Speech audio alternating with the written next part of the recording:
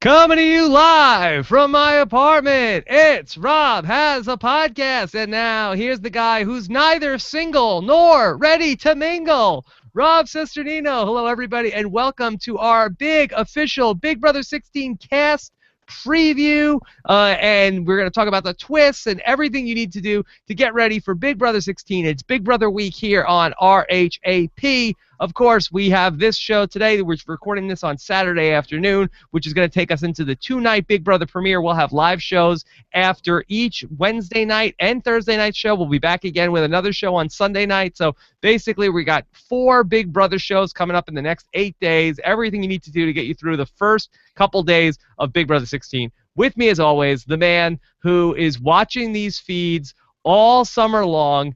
He's jonesing for the feeds to come back. Here he is, Brian Lynch. Brian, how are you doing? I'm great, Rob, and I think I'm ready to mingle, Rob. I mean, we can mingle right here, I think. Well, that's what we do. That's all we do. Brian, I see you've taken down the Canada map that you had during Big Brother Canada. Will you be putting up a USA map? Maybe. It doesn't really work like that. It doesn't really go by like, oh, these 6 people are all from Florida, so they're probably going to be in an alliance. It doesn't happen on Big Brother US the same way. We don't need the geography. Yeah, I need the Canadian map, though, because I have no idea where anything in Canada is. Yeah, it's good to look at. All right. Anyway, so here's what we're going to do today. So Brian and I are going to go through basically all of the twists, all of the changes to the game in the Big Brother 16 house. We're going to talk about everything that's new for this summer, get us ready to talk about then the 16 new players. No returning players at this time. Still no word if returnees are going to be popping in at some point, but we haven't got any hints about that. So it seems like it will just be 16 for 16 players playing in the game. We're going to try to figure out exactly what's going to happen. We'll give you predictions on everybody along the way. And Brian, this is one of the most fun podcasts of the year. Oh, yeah, it's the one we get to look back and see how bad we screwed up at this. Oh, no, Brian, we are doing very, very well because right now I am riding a 2 Big Brother season in a row hot streak of correctly picking the winners. Back in Big Brother 15, I correctly identified that Andy would be the winner. And then in Big Brother Canada, I correctly pointed out that John would be the winner. And so basically 3 in a row I think is unprecedented. I'm not sure if anybody's ever done that before. Well, I'm rooting for you. I don't think I've made a pick since Ian. So all right, well, that's not bad. You should like the average should be you should get 1 right every 15 years. If you got 1 right on only Big Brother 14, that's you're doing a hell of a job. Somehow our picks always end up working together. Yes, well, because we tend to pick people who are smart and know about the game and aren't a bunch of idiots. So usually our picks tend to do good. I can't say the same on Survivor, but on Big Brother, we tend to pick people who go deep into the game. All right, so of course, this show is interactive, as are all of our live shows here on Rob Has a Podcast. We're going to be doing live Big Brother recaps after every episode during the season on Thursdays on eviction night. We'll typically have Ian Terry with us on Thursday nights, and then on Sunday night, we'll typically have another Big Brother guest, another Big Brother alumni, and we will talk about the TV show first on Sunday nights, and then we'll get into the stuff from the live feeds. So here's what we're going to do here today. Of course, we have the chat room open on robhasawebsite.com, as always. Then we have our hashtag RHAP on Twitter. Jessica Frey is behind the scenes monitoring the hashtag. And then, of course, you can post your comments on our YouTube video on our YouTube channel at robhasawebsite.com/YouTube, and that's where you'll be able to see all of our live shows during the summer for Big Brother. So lots of fun stuff to get to. But first, before we jump into talking about the season, I want to give you guys another reminder here that the Big Brother live feeds are still having the early bird special going on. I believe it's through Wednesday night's show. I could be wrong, but it's either through Wednesday or Thursday. I think the 26th, which I think is Thursday, is when the Big Brother live feeds early bird special goes on to. You can get the live feed still for $23.99 through that point. If you pick up your Big Brother live feeds through Rob Has a Website, you can get a Big Brother live feed bingo card. And Brian, I've already started sending out the first batch of bingo cards. We've got 75 new spaces this year on the Big Brother Live feed bingo. Are you ready to start checking bingo cards, Brian? Yeah, I think we ran through them pretty quick last season, so I kind of hope that the selections on the cards do last a little bit longer this year. Yeah, so last year somebody won Big Brother Bingo in the first couple days, and I said, okay, it was too easy, so I had to make it a lot harder. The squares are going to be harder to get, and I've also taken the free space away, Brian. So whoever wins Big Brother Live Feed Bingo, whoever wins the $500 is really going to have to earn it this year. Yeah, you're going to have to pull 5 spaces, no more of the 4-space giveaways. No more free space, so that's it. So if you ordered your Big Brother Live Feed bingo cards before Thursday, it's already in the mail. I'm going to do another batch of them on probably after the weekend, maybe on Monday morning. So if you want to get in on Big Brother Live Feed bingo, you can go to robhasawebsite.com/bingo. Or at any time, and we're going to let Big Brother Bingo, you can get a card through next weekend. I'm going to let it run through next weekend. And then, of course, anytime after that, or if you're not interested in Big Brother Live Feed Bingo, you could just go to robhasawebsite.com/live feeds to help support the podcast with picking up your Big Brother Live feeds. Okay. All right. So most of you guys know from that. Let's get into talking about BB16. And, Brian, we had some news from Julie Chen this week about this is going to be the twistiest season ever. Do we have an official name for what the twist is? Oh God, I don't believe so. Unless you've heard something. I mean, 2 HOHs. I mean, my God. Yeah, so there's going to be 2 HOHs, and a lot of people are speculating because there's 2 memory walls in the house that the groups are going to be divided into teams. Is this what your read on this? Well, I've heard people speculate about that, and I mean, I hadn't heard about the memory wall being divided in half, but I mean, that seems logical, right? There's you got 2 HOHs, either one of them can go up on the block, according to Julie, so, wow, I mean, that's going to be crazy. I don't know how it's going to play out. Okay, so I'm working off of what they're talking about on Reality Blurred. So there's going to be a competition called the Battle of the Block, which I guess that's going to be the 2 teams sort of facing off, and each side of the house is going to have their own HOH, and then there's going to be 4 people nominated every week. And so, Brian, do you suspect that it's going to be basically the house is going to be divided into groups of 8, and then like Survivor, does the HOH nominate the people from their own team, or can they nominate anybody from the house? If I'm not mistaken, during 14, they were allowed to nominate people from their own team if they wanted to, so I don't see why that they couldn't do that. But, I mean, I'm not sure exactly how this twist is going to play out. I mean, that could be a caveat, like if they're on your team, they're safe from your nomination. So I'm not sure how that's going to play out. It'll either be that people who you either get to nominate people from your own side, and then it would be like you would put up whoever's the weakest, or if you nominate people from the other side, then I guess you would nominate the people who are the strongest on the other team.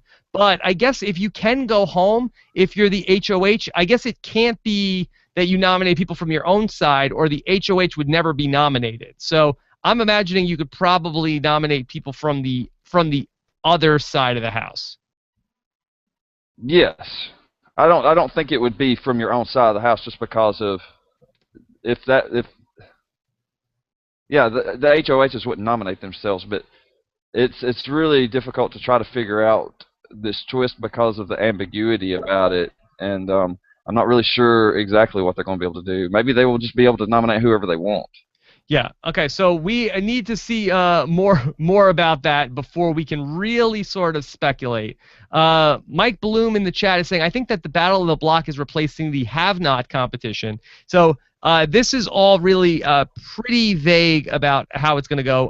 Allison Grodner allegedly said that the contestants will need to throw out any pre-existing strategy if they want to survive the game, and really that's also pretty vague. There's also going to be something else, which is called Team America, Brian. Are you pumped up as part of Team America? F yeah. No. America! I mean, no, not really. I mean, I don't like. It depends, right? If this is going to turn into a popularity contest vote every single week and that Frankie's going to win, no, I'm not really excited about it. So what do you think that Team America would be deciding? Do you think that it's going to be similar to like the MVP twist? No, you've seen the question they've been asking. Who would you like to be in your alliance? Is the first little vote about that, and No, I didn't see this. So this is on CBS.com. yeah, it's almost like I mean, obviously Frankie's going to win this vote. I just think that, I mean, could this be like, I mean, it wouldn't bother me if it was a, hey, vote for the second coming of America's player. Who do you want to be America's player? Yeah, Frankie will win that. He'll be the next America's player. No one really cares. It's not like there was really a vote for the first America's player. They just chose that one anyway. And then if he was America's player, then everything would be fine from that point on. But if there is a vote every single week with Frankie involved, I mean, there's really no. I mean, he's going to win $25,000 at the end of the show regardless. Right. So where do you see the vote for voting for Team America? Voting for Team America? I mean, Frankie has so many followers. I mean, himself without even. Like, actually, on the website, where did you go to see that? I'm trying to bring it up right now. I'm sorry. Wow, I think it just went to. Well, somebody tweet me the link if you see it, so I can bring it up and take a look at it. Okay, well, we'll talk more about Frankie and his popularity and the popularity of all of the Grande family more when we get to him. So, do you think, Brian, that the twists in the game and the way that the house could be divided in two HOHs, do you think that we will see more big targets targeted early in the game, or do you think that we will see more floaters targeted early in the game? Well, I mean, they often say that these twists are designed to eliminate floaters, but they always seem to have an effect that makes floating like essential. So, I mean, if you're going to coast or float or whatever, I mean, if you can manage to do that, especially with 4 people going up on the block. I mean, I don't really think that there's going to be 4 people on the block at the end of the week, right? I think this competition that we're going to have is going to eliminate the 2 people, 2 of the nominees, and then at the end of the week we'll have a vote between the 2 that's left. And, well, I mean, I don't really know. So do you think that it'll be like the 2 HOHs will each make their set of nominees, and then the battle of the block will be whatever team wins, then they will be safe from their nominations, and then it'll go to the losing team will get to have their nominations on like stick?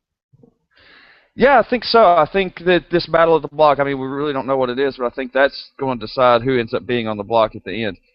However, I don't really know much about this twist, so I could be completely wrong. Okay, so let's just talk that through if that makes sense. So let's say hypothetically you're the captain of you're the HOH for one side of the house. I'm the HOH for the other side house. Okay, I've nominated your 2 best friends, and then you nominated my 2 best friends, and then we have a battle of the block, and if my side wins, then my 2 people are no longer nominated, and then only the 2 people that I nominated stay on the block, and then the rest of the house votes? Yeah, that's kind of what I was thinking, but I mean, it doesn't really make sense when you explain it to me, right? It seems very complicated, but we will see exactly how it goes, and I'm sure they'll explain it all in the first night, and then I'm sure 4 weeks from now, none of this will matter. So we'll see exactly how it goes. All right. Is there anything else that you want to set up? Of course, we have that the show will be in HD for the first time this season, and I'm very excited about that. I feel like Big Brother is really tell me if I'm going, this is just a conspiracy theory, but I do feel like that Big Brother, the production, is really going out of its way to try to make Big Brother 16 be a big hit. I feel like that Big Brother feels kind of vulnerable right now, and I feel like they are trying to really go all in this season and try to really make a hit happen with this group. What do you think of that? I mean, I don't understand why they would feel vulnerable or that they would need this season to become like more than it is. I think that Because last season was so poorly received. Was it though? I mean, it had better ratings than some of its previous seasons. So I mean, it's all in the eye of the beholder. Yeah, there was controversy, but it did get people watching the show. This is a social experiment. I think it's great to have a good cross section of people that have different views. I mean, that's what this show is about. You put people from different aspects of life together and they fight it out to see who wins. And having people of the same mindset together in the same house that won't ever fight or there's nothing controversial ever going to happen. I don't think they cast people like that. I think what they did, they went and got people. They didn't say, oh, we have to cast to make sure this don't happen. I don't think they did that. I think they just went about their business. Yeah. No, I don't think that they overcorrected on the, Aaron type stuff from last season, but I do feel like it seems like they allowed more access for Media Day. I feel like Alison Grodner seems to be doing more interviews. They decided to go and do HD this season after it was basically an investment in the show after all this time that they didn't have HD.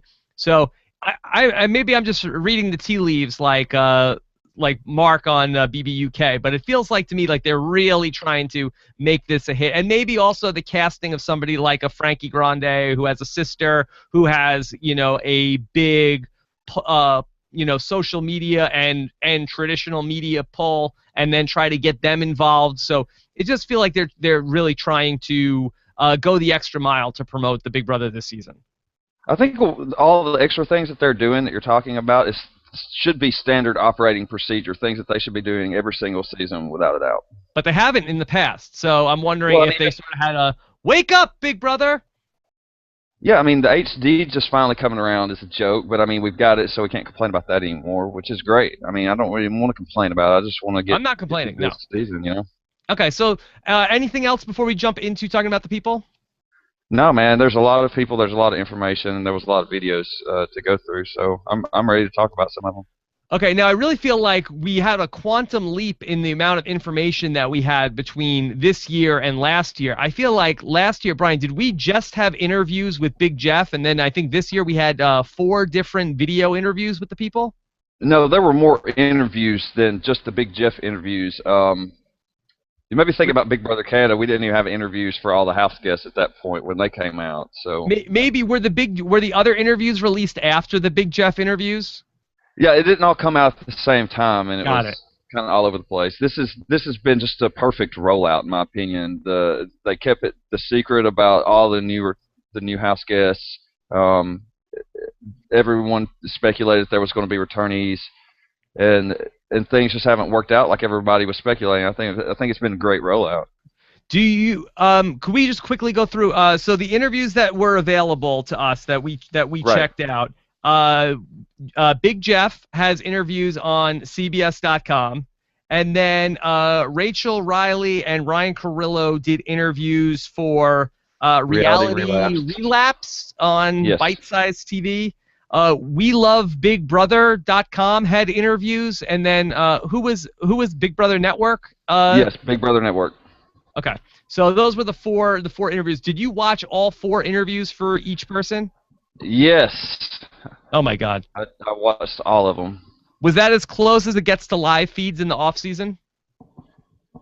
No. I mean that's just work, looking for minute things. I mean, live feeds is so. It's feral. It's feral. Okay. For the most part, I watched all of Big Jeff and I watched all of Rachel and Ryan's interviews, and then I dabbled in some of the other ones. I just had for the interest of time, I just wasn't able to watch. Some of those interviews were like 15 minutes long. I just was not, and a lot of it was redundant. So there was some new information, but I feel like you sort of got it after watching 10 minutes or 15 minutes between Jeff and Rachel with these people. Yeah, I mean, there's only so much watching someone slide a cookie down their face that you can take. Oh no. All right. So let's get into it. We will be working in alphabetical order. Just one last thing before we get into it. I feel like, Brian, there was a theme here in the casting, and I feel like the theme here was there seemed to be a lot of recruits in this cast. I think I counted only maybe 3 contestants who have seen an episode of Big Brother before Big Brother 10. Yeah, and there were some people that, I mean, and beyond that, first-time people that for applying, people that their first time applying, people that applied for the Amazing Race did well in getting on this show. So yeah, so I don't know if Big Brother applications were down this year or what exactly the problem was, but basically a lot of the interviews were like, all right, so are you a fan of Big Brother? And people like, oh yeah, big fan, big fan. What's your favorite season? Oh, last season. That was great. That was great. And a lot of people did not really know too much about anybody basically before Big Brother 10. Dr. Will is not a person that exists to this cast. I heard somebody said Janelle. She was somebody who was just there. So, you really do not get a big scope of the Big Brother history outside of, 3 or maybe 4 people. So I think we will see a lot of rookie mistakes from this cast, which may be fun television. I don't think necessarily it means it'll be a bad season because people don't know their Big Brother history, but I feel like it eliminates a lot of people from my mind, of people who can really do well in the game. Yeah, but you always have to be watchful about the instinctual player that happens to gang up with another strong player, because I mean, as much as we make fun of people that think that they can win out week after week and say, well, you just can't do that, sometimes that really does happen. Like 2 power players hook up and they think that all they got to do is win, and they do that. Well, I think you do make a good point, because if we look back at John from Big Brother Canada, John from Big Brother Canada does not know anything about Big Brother before he starts playing. He ultimately becomes the winner, but he hooks up with Netta, literally and figuratively now, Brian. But so he ends up pairing up with Netta, who ends up sort of teaching him the ropes of the game, and then he has a good understanding of it by the end of the game. So I don't feel like that necessarily not knowing a lot about Big Brother is ultimately a death sentence in the game, but I do think it hurts you early on while you're sort of like in the first couple of weeks really getting a feel of how it goes. But we'll see exactly if it comes back to bite anybody who really has no idea what they're doing. I think you could tell whether someone has good instincts or not as an instinctual player by who they align with right off the bat. I think, yeah. I mean, John has said himself like that was his best move, was aligning with Netta. I mean, even beyond like cutting her, which I mean, it makes sense, because I mean, she really kind of taught him a lot about the game and helped him along in the game. And I mean, they helped each other out. They were a fierce combo, really. And what you're saying about people who have just natural instincts, we've seen that before on Survivor, where people come into the game like a Tony this past season, or even like a Russell Hantz, people who just are a knack for, sort of like the duplicitous nature of the game, but don't necessarily know the ins and outs of how the game works. So it's, again, not a death sentence, but it is a little bit of a red X in my book. Okay, so let's go ahead and let's start off with this is Amber, and this is, I believe, is the second Amber in Big Brother history. Will this be the Amber that sucks or the Amber that doesn't suck? Well, this will be the. I mean, she'll cry. This girl's going to cry a lot, like the other Amber. I don't know that she's going to get the Wamber moniker, but I mean, she's a Tennessee girl living in California. She's non-committal about this showmance thing, and if you go to other interviews, she's like, it depends. I mean, she thinks that her soulmate might be in the next room, so who knows what she's going to be like. All right, let me set up Amanda for, again, there's going to be some people who are listening to this who really have not gone through the bios like we have. So let me just set this up. This is Amber. She's 26. She's from Knoxville, Tennessee. She's currently living in North Hollywood, California, which is really the hotbed of being recruited for Big Brother. She is saying her occupation is an esthetician, but she really is a model. She's very, very, very attractive. Has really, really nice eyes, does not know a single thing about Big Brother, Brian. No, she don't. But actually, she does have. She's been watching. Her favorites are Reagan and Andy, and she's looking for someone like them in the house. I mean, we might have someone like that in the house for her to gravitate towards with Frankie. I don't think that she's talking about Reagan and Andy as their game, though. I mean, she says she likes Reagan and Andy. It seemed like a gay thing with me, Oh, I love Reagan and Andy. They're gay, Yeah. Okay, so do we think that she is going to be a natural alliance with Frankie Grande? I don't know. I mean, but that's the impression I get, that there's a strong possibility that she could end up with Frankie. Okay. Some of the other interesting things about her is that she seems very sweet. She also says that one of her things about life is that you need a why, Brian. You always need a why for why you're doing things. And she has not heard the quote, "Floaters need a life vest." And yeah, her why is her mother. Yes, her why is her mother. She did not really seem to know who Rachel Riley was. Yeah, she said. Yeah, Rachel said, "Well, people do get married that are on the show," and Amber was like, "Well, I guess that my future husband could be in the next room." So, I mean, I don't think. I mean, her future husband could be in the next room, but if Rachel's got you thinking about that going into the house, then I'm not going to be picking you. One of the things they asked her was about. Who are the kinds of people that you would want to work with, or what past Big Brother player are you most like? And she says, I like Howard just because he was good looking. At the end of the day, I just like pretty people. Huh. There you go. I mean, everybody likes pretty people, I guess. I guess so. Whatever you think's pretty, you like it, right? What got to me, though, is she doesn't want to eat a banana on TV. Yes. I mean, what is she most afraid of? What's so wrong with that? What's so humiliating about eating a damn banana on TV? Yes, she's afraid of spiders, snakes, and having to eat bananas. Did she have a traumatic experience where somebody tried to force her to eat a banana? I don't know. I would like to have a traumatic experience when someone tried to force me to eat a banana. Oh no! Oh no! Take it all! Take it all, Brian! No, Brian! No, don't say that. Okay, so overall, I feel like we don't really have a ton to work with as far as Amber. Is there anything else that you want to mention with her? Yeah, I just wanted to mention right at the beginning the question that Big Jeff asked him about: would you rather win and be hated or lose and be loved? And so many of these house guests answered they would rather lose and be loved, and Amber was like the first one. So that doesn't. I'm not gonna give her points for that answer.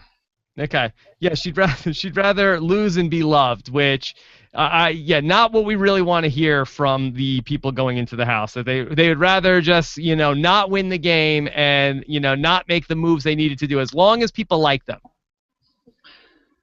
Yeah, I want someone that wants to be hated, that wants to destroy the hopes and dreams of your favorite house guest. That's my favorite house guest. That's what we would like. All right, so Amber, I don't feel negative about her. Like I don't look at her and get a read where she's going to be out early, but I definitely do not see a killer instinct on her, especially if it came down to if you have to win the power of veto, you need to eat a banana. I feel like this is not somebody that I see being able to go the extra distance.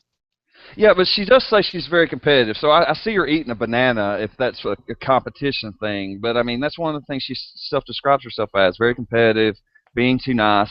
She says she's not a great liar. These are all not things that, I mean, these aren't things that we associate with great Big Brother players. But maybe she does hit the game and have some crazy instincts that propel her far. Okay. But I agree. I don't think she's going to be immediate boot. All right, so let's try to put these people into 3 boxes, okay? We have either, early boot, middle of the pack, or going deep into the game. Where do you put her? I'm just going to put her in the middle of the pack. I think in the middle of the pack also. I mean, can you give me a Big Brother person that you would think that she would be similar to? Oh, wow. As far Amber. as, like, Amber from BB8? No. No. I was just thinking, repeating the name, Amber. The Amber that sucks? I mean, maybe Keisha. Keisha. She reminds me of Keisha a bit. Yeah, just sort of like middle of the road, not too hot, not too cold. But not Keisha was a little bit better than middle of the road. I mean, but I don't think Keisha was a big fan going into the game. So I think Amber could be kind of like her. Showmance for Amber? Possibly, yeah. She didn't rule it out. I mean, usually when people rule out, I mean, even people that rule out showmances going in end up in showmances sometimes. So the fact that she's not ruling it out says something. Okay, so let's make a list of the guys and the girls that are up for showmance, and then we'll see if we can figure out who the pairs are going to be. So showmance for Amber. Okay, and middle of the road. Let's take some questions. I like to get questions about the house guests we're talking about as we go along. This is from Daniel, who wants to know, is Amber the female Jeremy? I don't see that. Brian, do you think Amber will be the female Jeremy? God, no. Unless we're talking about Jeremy going out the door, because Jeremy walking out the door was like oddly one of the nicest people in the house. I mean, like, as soon as it was done and Jeremy was leaving and there was no way he could get out of it, he dressed up in a baby suit and was just adorable. Yeah, I think he has the 2 sides, Jeremy. I met him at the reality rally. I thought he was pretty nice. But again, like, I feel like then you set him off. I think that's a different story. Okay, so, all right, let's move on to house guest number 2. Let's talk about Brittany. And Brittany is a 29-year-old, I believe she's a mom of 3, that she's from Long Beach, currently living in Torrance. She's an event coordinator that describes herself as fun, loving, and loyal. All right, Brian, what do we think about Brittany? And I feel like it says a lot about Big Brother casting, that basically, like, this is who Big Brother is giving us as the mom in the house. Yes. Like, this is like the new Shelley in Big Brother casting. And she was, I mean, wow, she reminds me of Sarah a little bit. I mean, just by looks, right? The mom. Sarah from Big Brother Canada. Yeah, and people don't. Mumsy. I mean, she's Mumsy. Yeah, Mumsy with the bumsy. I mean, she's got children of 5, 7, and 12, but she's just gotten out of a relationship of a long time, So she's single. She says she's not beyond using her. Is she single and ready to mingle? She's single and ready to flirt to propel herself in the game. She is a recruit. They found her, like, she says 2 weeks before she was just spotted in the bar. However, she seems like one of these people that might have great instincts for the game. So she might. Now, the thing that it really is sort of such an upheaval that she's at a bar 2 weeks ago. Like 2 weeks ago.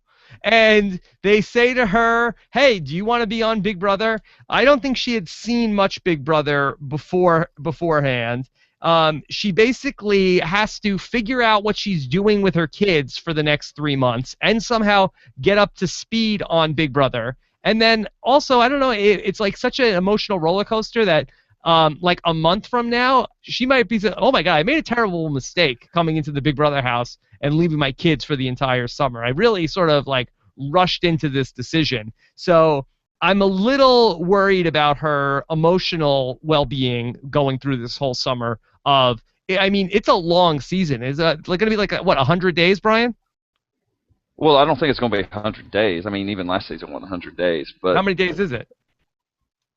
Last season was 90, 80, 88 or something. I can't remember. 88, less and than 90. for whatever. So it's close. Yeah. It's close to 100 days. Anyway, so I just wonder, like 14 days ago, she found out she was going to be on Big Brother.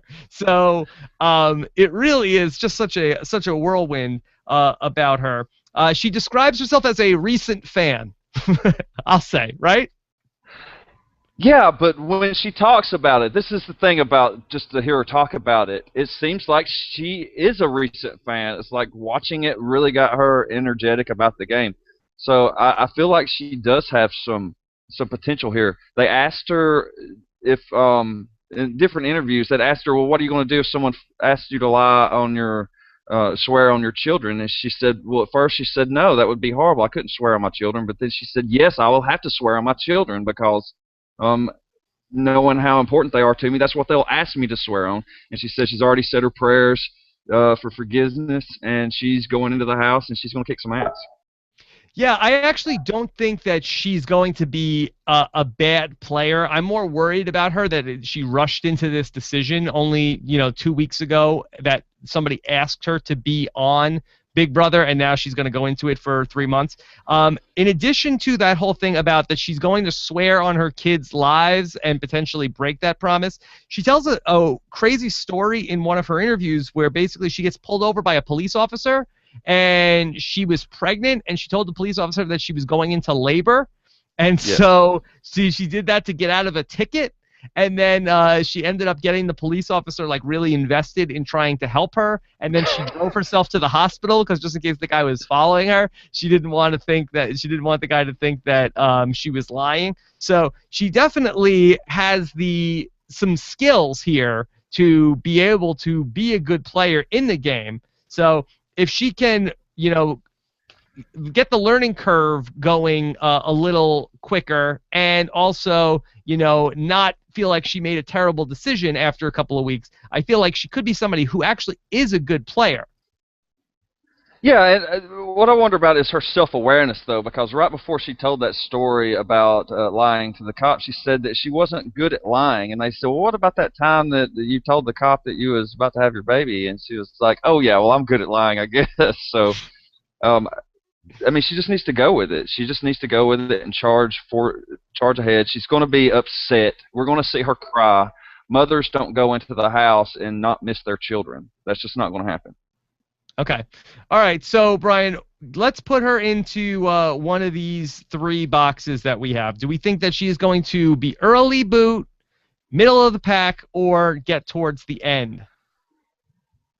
I'm going to say middle of the pack.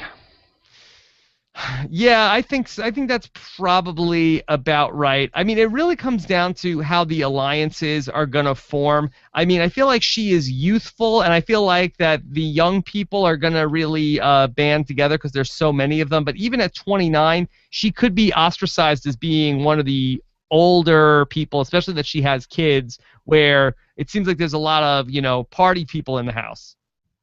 Yeah, and back to that one question that I've been focusing on. She said she would rather win and be hated than lose and be loved. So I kind of want to say that she's in it for the end game, but I think that she's just too beautiful.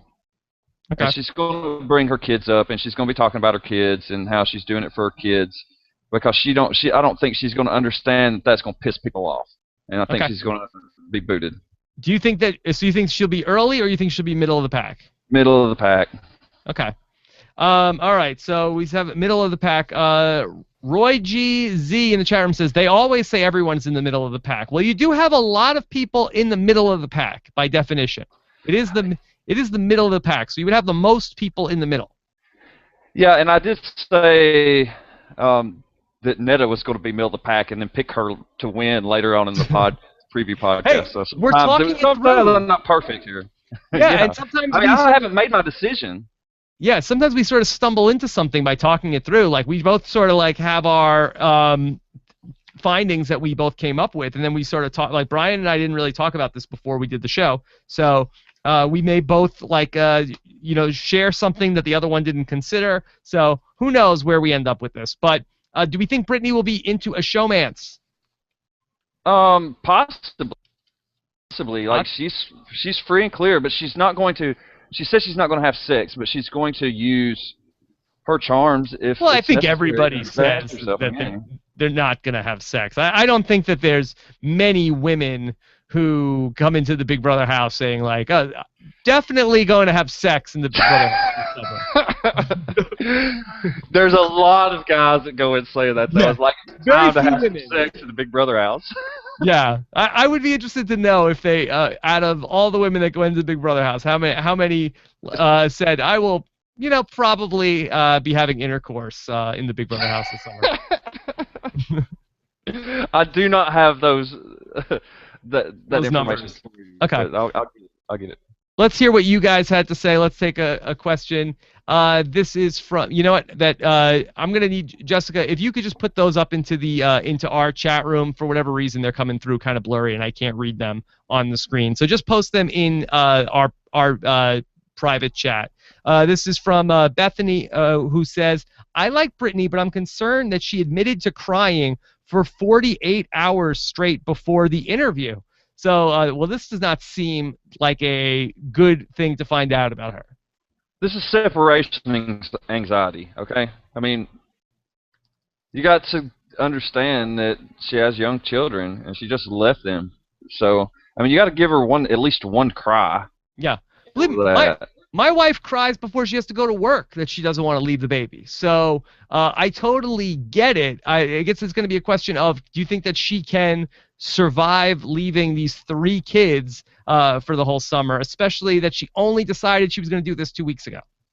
No, and are we going to get into one of those situations where she talks about her kids so much that the people in the house say, well, we might as well get her out of here before jury? I mean, however, I will say that there are a couple of other people in the house that do have young kids. Specifically, Devin has a kid. Derrick has a kid. I think Donny has kids. So I wonder if there could be sort of like a parents alliance. Devin, Donny, Brittany, and who? Derrick. I mean, that's possible. Yeah. But I don't see those people working together. Yeah. I don't see Derrick getting too many people inside at all. All right. Well, we'll get to him. All right. Let's talk about Caleb. Okay. And here is Caleb. And Caleb, it's been a little bit since we had a full-on cowboy in the Big Brother house. He is from Dallas, Texas. He is 26. That he's an adventure hunting guide. He has an interesting backstory that he was a service person and he went to Iraq, and I believe he worked in a jail. Is that am I saying everything correctly there, Brian? I believe so. I think he was a guard at a prison in Baghdad. Yeah, and he did not feel like he had a good experience with that. No, but I mean, does anyone serving their country have a great experience when they're getting shot at now? No, I don't think so. So he really, he says he is proud of his military service, and he is also pretty religious, right? He's bringing a Bible to the house. Yeah. I didn't see that he was going to take a Bible into his house, but he is religious, so one would assume he is going to take a Bible into the house. They asked him, what would you take into the house and why? Again, I don't know if these are the things he actually is taking into the house with him, and probably not, because one of them is an iPod, but he says, what would you take into the house and why? He says, my Bible just to get my daily word in, and scriptures to give me guidance and peace. I would take my iPod to put me to sleep, to jam out, and to listen to when I hit the weights. Also, my hair products and hygiene kit so I can smell good and look good for the ladies. Brian, what is in a hygiene kit? What's in a hygiene kit? Yeah. I'm assuming floss, everything for your teeth, your hair. your stanky ass, whatever you need. See, maybe because I don't go anywhere. Maybe I don't. That's why I don't have a hygiene kit. I just have a bathroom. I don't have like a portable kit. Like I'm not sleeping at people's houses very often. Well, hygiene kit. I mean, they can't take certain things in, right? They can't take what can they take in? Can they not take floss and their own toothpaste and yeah, that's a good question. Does Big Brother provide that stuff, or do they have to bring it to them like you're going on a business trip? I think I've seen them like sharing mouthwash before. Yeah, I think Big Brother provides that stuff. Yeah, but it kind of sucks not to have your own personal brand of stuff, right? So I mean, I think you probably. Yeah, I wonder. You probably bring your own toothbrush, but I don't know about like a razor. Like if you bring, they give you replacement cartridges? Do you have to bring like enough razor blades for the summer? So I don't know. Interesting. Yeah, you never know when the toothbrush Big Brother provides you has been used to clean a toilet. Yeah, no, they tell you that. All right. So I thought this was interesting too that Caleb said. They asked him, what do you think is going to be the most difficult part about living inside the Big Brother house? He said, the most difficult part is being watched at all times because everything I'm doing with my family back home is watching. Also, throwing a sexy girl that likes me under the bus will be hard, but I'll do what I have to do. So kiss me, lay with me, have sex with me, tell me you love me. I'm still in it to win. Whoa, that was a little, maybe more detail than we needed to know. Well, see, he don't have to worry about like how that comes off because he's going to pray for it and be forgiven. Anyway. Yes, please. Okay. Some other interesting things about this guy. He tried out to be in The Amazing Race, and I guess he was trying to go on The Amazing Race with some girl that was boring, and so they ended up getting rid of the girl and telling him to be on Big Brother. So that's how he got into the mix. He loves Hayden Moss, and he thinks he's going to be BFF with Hayden Moss after the show is over. Not Hayden Voss, for the record. Hayden Moss with an M. Yeah, so he loves Hayden Moss. His favorite movie is The Notebook. Yeah. And let me say this to Caleb. Good luck getting him to call you back, okay? He's tough. He's tough to reach, Hayden Moss. Well, no, Hayden might reach out to him. Like Hayden could end up on the show as like a guest something or another just because Caleb says, oh, he's like my favorite, right? Sometimes we see some of these people say, oh, well, I have this favorite person, and then they end up on the show. Yeah. He thinks he can win every HOH if he wants to. I mean, unless they let him compete in back-to-back HOHs, he ain't going to do that. Oh, I mean, I guess that makes sense. Like, if you're not competing, it's not something that you can lose. I mean, that's something that we should speculate. I mean, since HOHs can end up on the block, are they going to be able to compete consecutive weeks?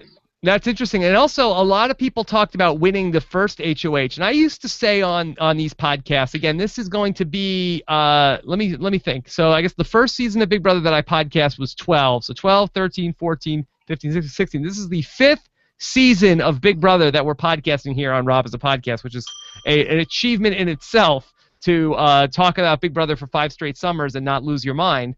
So we're going to talk about, I used to say, do not win the first HOH. The first HOH is bad. You don't want it. But I have to say, Brian, I think that winning the first HOH is the new not winning the HOH.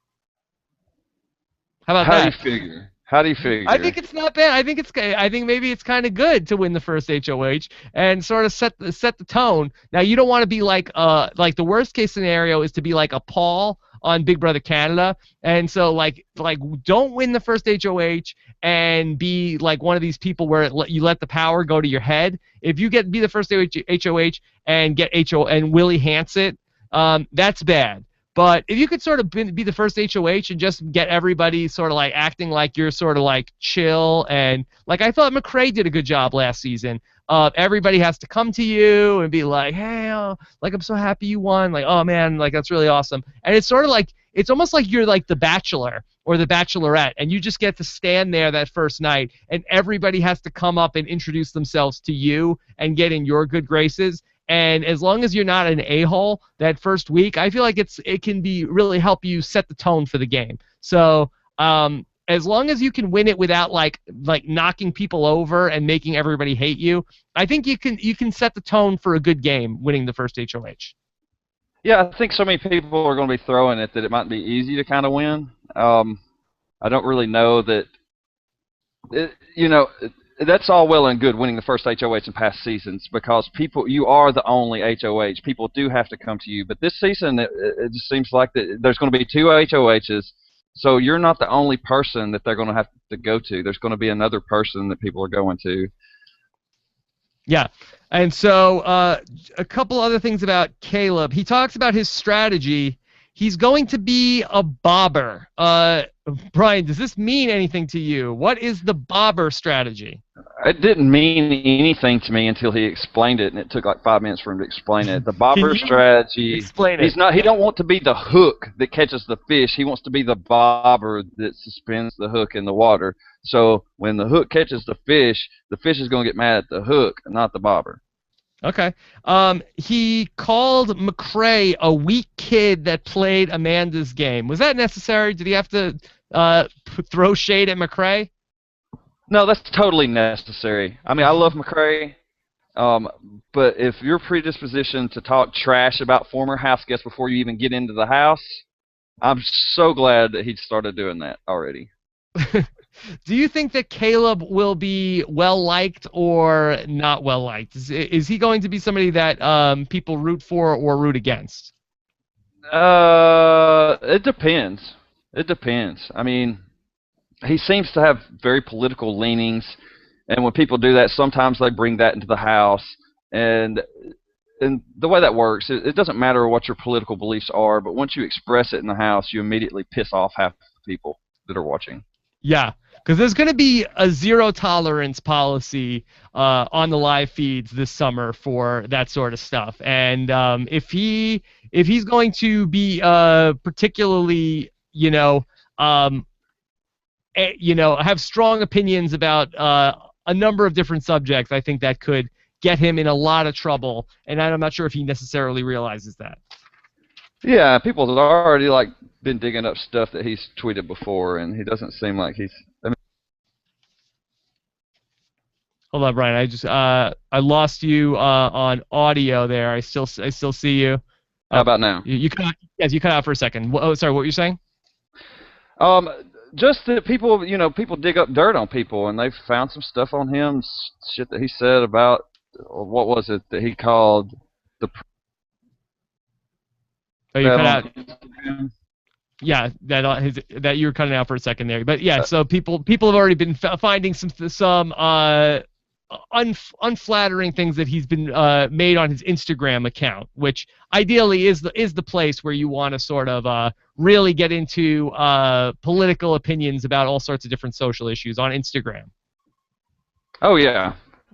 I hate to talk because I'm going to break up again, right? No, it's unrelated. But anyway, so we will be keeping an eye on him again. I don't want to condemn anybody before they even step into the house, but we'll definitely be keeping an eye on what he's going to be saying on the live feeds. Yeah, he says he's got some issues with blondes, though, so don't expect him to hook up with any blondes because they've done him wrong in the past. So He might be a that kind of guy. All right, so how about this showmance for Caleb? Yeah, why not? Okay, yeah, I think so. I think that's probably right. He's got tremendous abs. Yeah, I don't know if he has the best abs of the season, but definitely some good abs on Caleb. Do we think Caleb is early boot, middle of the pack, or somebody who can go far? Oh, early boot. Early boot. Early boot. Yeah, I think he's somewhere probably between early boot and somebody who is middle of the pack. I feel like he's a late early boot, if that makes sense. Like I could see him sort of like being out like right before the jury. He said that he's going to go for the first HOH because he'll be safe when he wins it. I wonder if they'll know that they won't get safety before that competition. I mean, would that cause him to change up his strategy? Yeah.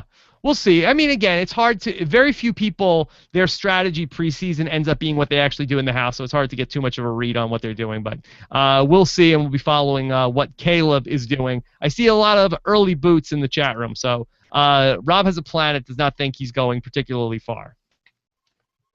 Okay. I mean, I agree with him. Yeah. All right. So let's go ahead and let's bring in our fourth player this season. Here is Christine, who I actually like a good bit here. And Christine is one of the 3 people that has seen a Big Brother episode prior to Big Brother 10. She is a 23-year-old shift supervisor / barista from Tucson, Arizona. Her nickname at work is Bubbles because she's bubbly, eccentric, and hilarious. And her favorite activities are exploring new cities, going out and seeing new places. She loves hanging out with her friends and playing Settlers of Catan and watching reality TV. Brian, this is almost like I feel like they've cloned Jessica Leese and brought her into the Big Brother house. Well, Jessica knock you flat on your butt if you ain't careful, right? That's right. That's right. Yeah, Jessica probably better in the physical competitions than Christine. But all right, let's talk about Christine here. Did you get a good read on Christine? Well, I mean, I don't know if I get a good read on her, but I mean, she's the nerdy super fan with a full sleeve on her arm. You know, she's a life feeder. She's got this idea of having this super secret alliance with somebody on the other side of the house that she wants to be. It seems like she was describing it as a more. She would be more loyal to that group because she wants to take her big alliance that she's with, the open alliance, and just destroy it. I love that. I want to see her huge alliance destroyed, and I want to see whoever she hooks up with on the opposite side of the house meet up at the end. I think that would be great. She says she's a super fan. She's maybe not Ian, but she's close. She's also seems like a very, very nice person, which we don't see very often in the Big Brother house. Like, she seems like genuinely nice, not like nice for because it's the right thing to say. Yeah, almost like that there's like a sweet innocence about her, right? Yeah. She says she would. Her main motivating factor is the title of winner of Big Brother, and she has said in many of these interviews that she is the next winner, and you're just going to have to get used to it. Okay. Yeah, I really like her. I wonder, do you feel like somebody like Christine, who you look at her, you have to know she's a super fan of the show. That's why she's there. Do you think the other players will look at her and target her because of that's obvious why she's there? Like, they're obviously know what the deal is with her. She looks smart, and if they say, if we leave her around, she's going to make us pay for it. Do you think that these players will look at her and target her? I mean, I don't think so. I mean, we don't have like, I wouldn't say that this is a group of super fans that are going to say, oh, look at this little nerdy girl, she's the threat. I just don't see that happening from this group. Do you think the players that don't have a lot of experience watching the show, do you feel like they will sort of all band together and say, like, hey, we're the attractive people in the house. We all aren't the super fans of Big Brother. We're going to stick together. Or do you think that they will look at each other and say, okay, these are the threats. This guy is strong. This person's strong. And they'll go after each other? Yeah, obviously the alpha males will be targeted, the strongest people in the house, and those are always easy scapegoat evictions. And I don't think we've ever seen like a huge person win. Yeah. I mean, you get Hayden, but Hayden was really good at throwing these.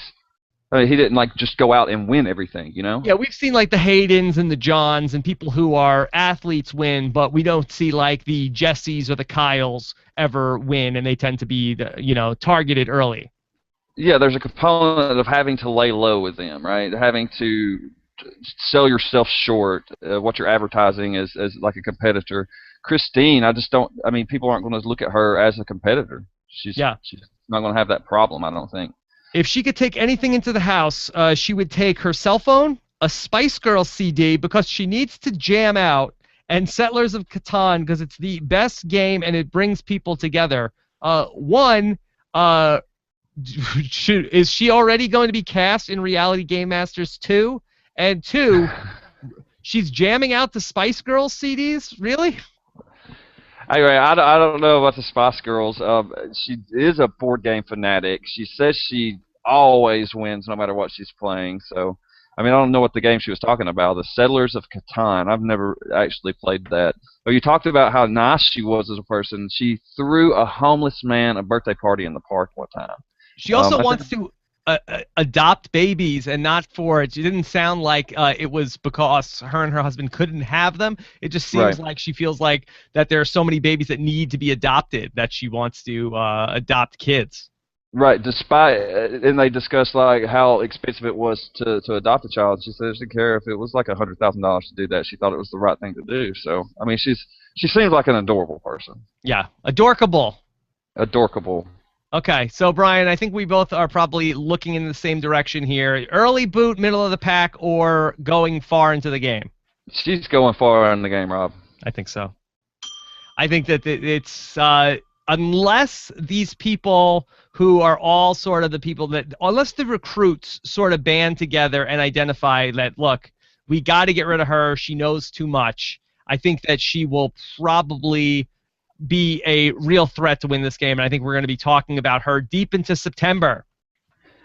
I think if targeting people with glasses might be a good strategy, right? I think it's not a bad strategy, especially like if I'm sort of like an alpha guy that comes into the house and sort of like this big muscular guy, and for the record, what do I mean if, you know? But if you're a big macho guy, like, forget targeting the other big guys. They should be targeting all of these, like, scrawny, nerdy types, because those are the people that are going to be there in the end. Right. The bigger guys don't often understand getting out the hugest guy makes you the biggest guy sometimes. So it makes you the target. And a lot of times these new players don't understand that. Being a smaller person, there's always someone bigger to get rid of. Jessica Frey does say that was Brad Culpepper's strategy, so maybe I'm on. Brad Culpepper and I are thinking along the right things. This is from Purple Panda 731. Do you think that Christine will get pegged as the weird girl and leave early, or do you think she'll be able to form strong bonds and win the game like she has the potential to do? I think that Brian and I both feel like she has the potential. She can use her social game and get along with everybody, and as long as like people don't think she's a weirdo, I think that she's going to go very far in this game. Right. There's some obstacles in her way, but she is a fan of the show. I figure she'll have the facilities available to make it far in the game. That's the way I feel about one thing, though, that I could potentially worry about here, with this sort of two-team format, if it is going only by competitions, and if there's an HOH that says, hey, I got to get rid of the weakest people on my team, do you think that she could potentially be targeted as one of the weaker competitors in this sort of battle of the block? Like, if it comes down to her team, I figure she would be able to, like, if her team could nominate her, I figure she would be able to make a pitch, to avoid that, right? Like, yeah. that she would do good in some of these competitions that maybe some of the bigger people might not. So I think she could sell herself well to her own team. I could see her on the block early, but then there'll probably always be somebody that's more threatening to get rid of. Especially if she establishes that relationship with somebody on the opposite side of the house. That right there can do wonders in a game like this. If you have some incognito person just deflecting it every time your name comes up in a tactful way that's not too obvious, those are the kind of alliances I would just really love. So I'm really excited to see who she might align with on the other side of the house. Also working in her favor, nobody in the house probably has seen Big Brother Canada and did not see Netta just make a real deep run into Big Brother Canada. Yeah, I mean, actually, Christine may have saw Netta's game. She saw it, but I don't think anybody else did. Yeah, so, I mean, it's possible that somebody did. Okay. I don't know. All right, so we think she's going far. Let's talk about our next C person, and here is Big Cody. Okay, let's talk about Cody a little bit. Cody really hit it off with Big Jeff. that I think they're going to be bros outside of Big Brother when this is all over. So here's Cody. He's 23 from Hackensack, New Jersey. He lives in Hull, New Jersey now. He is a sales account executive, and he loves going on runs, working out, and going to the gym. See, I would consider all three of those things exactly the same thing. Yeah, so this is the guy you might have been talking about with the perfect abs, right? Because he's been showing these things off in all these interviews. Yeah, this guy has good abs. That he says he's going to probably not have a shirt on about 90% of the time. So there you go with Joe. Tarp down.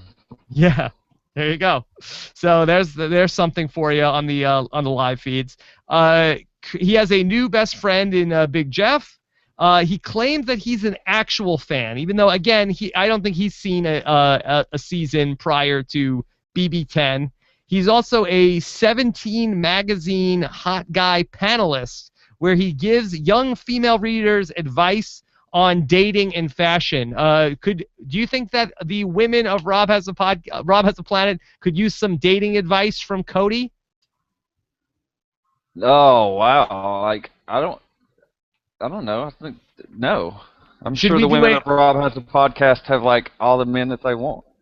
Should we do a love cast with Cody after so he can give advice to people? Only if he goes tarp down. You know what? Yeah.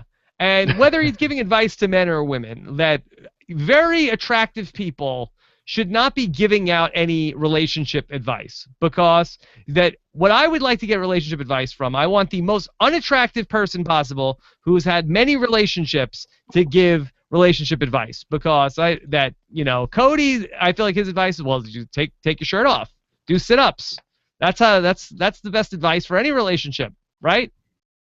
Right. If you want a happy relationship, get these abs. Yeah, that's right. Okay. And so it was a real bromance between him and Jeff. They really did hit it off. Yeah, so Big Jeff is he's his big fan. So, I mean,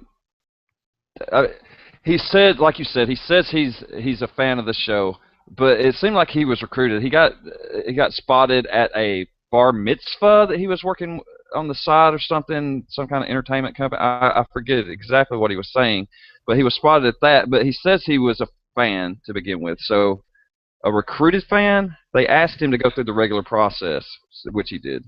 Yeah, I think he had seen some seasons. He made it. He was a soccer player, and he said that he used to have to go away to soccer camp during the end of the summer, and he would see the beginning of summer of the seasons, but not the whole way through.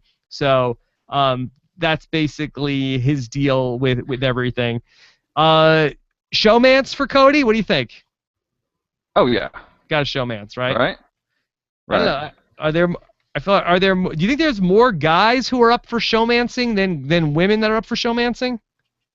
Huh. I wonder if we could have some battles here for eligible showmance ladies.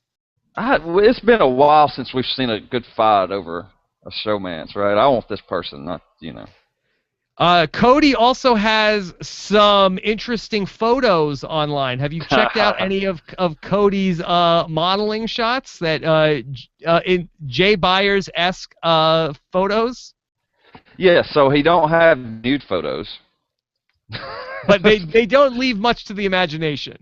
No, he's got some jockstrap photos that and obviously he's cut. Yes. He's a hot guy, so he's basically naked in his jockstrap. So, swinging his big thing around. There you go. So, he might do an all-girl alliance plus him. Isn't that a good idea? That would be okay. That's like the Keith Angels thing redo, yeah, right? Right. Like I might go into the Big Brother house and have my shirt off the whole summer and make an alliance with all the women. I think that's probably how I'm gonna spend the next 3 months, just on Big Brother on TV with my shirt off, with all the women, have all the guys voted out of the house, and win $500,000. Sounds like a plan. Yeah, the We Love Big Brother people, when they did like one of the tests, they give him like a little test and they tied like a thing to his head, like it was a trunk that he would swing and knock things over. He tied it really short, and the guy said, "Hey, You need to tie it longer than that. He's like, no, I got it. I'll just get it over real low. And he was being stubborn about it. He just tied it and he couldn't even get over and knock the things over. So I don't think that he's very smart.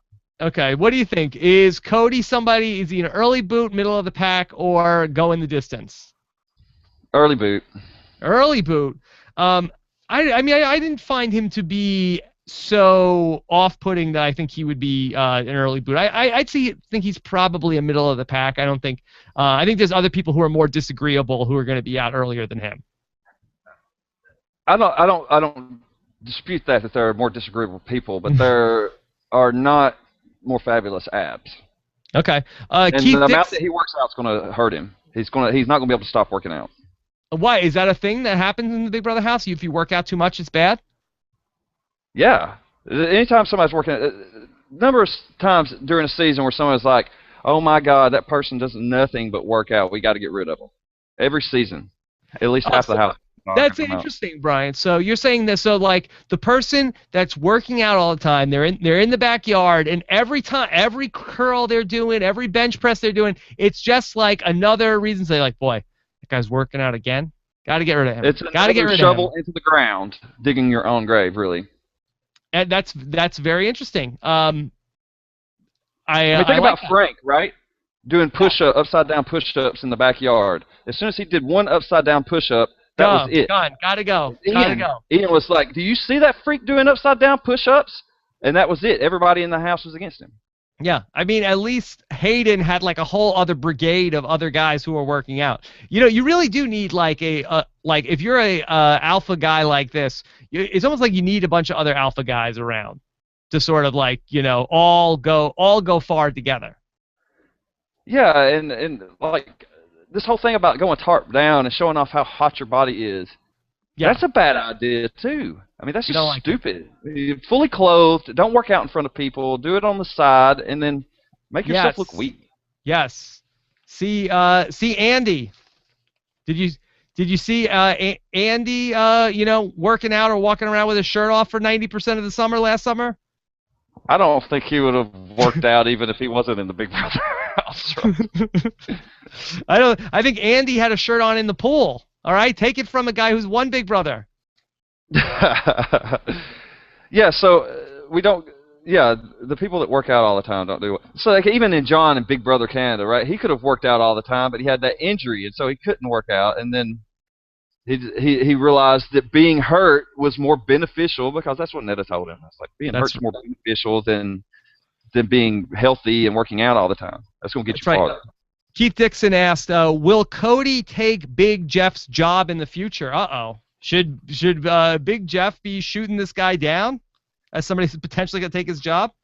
No. I think he won't Jeff be as likely better this season. I think Jeff did better this season.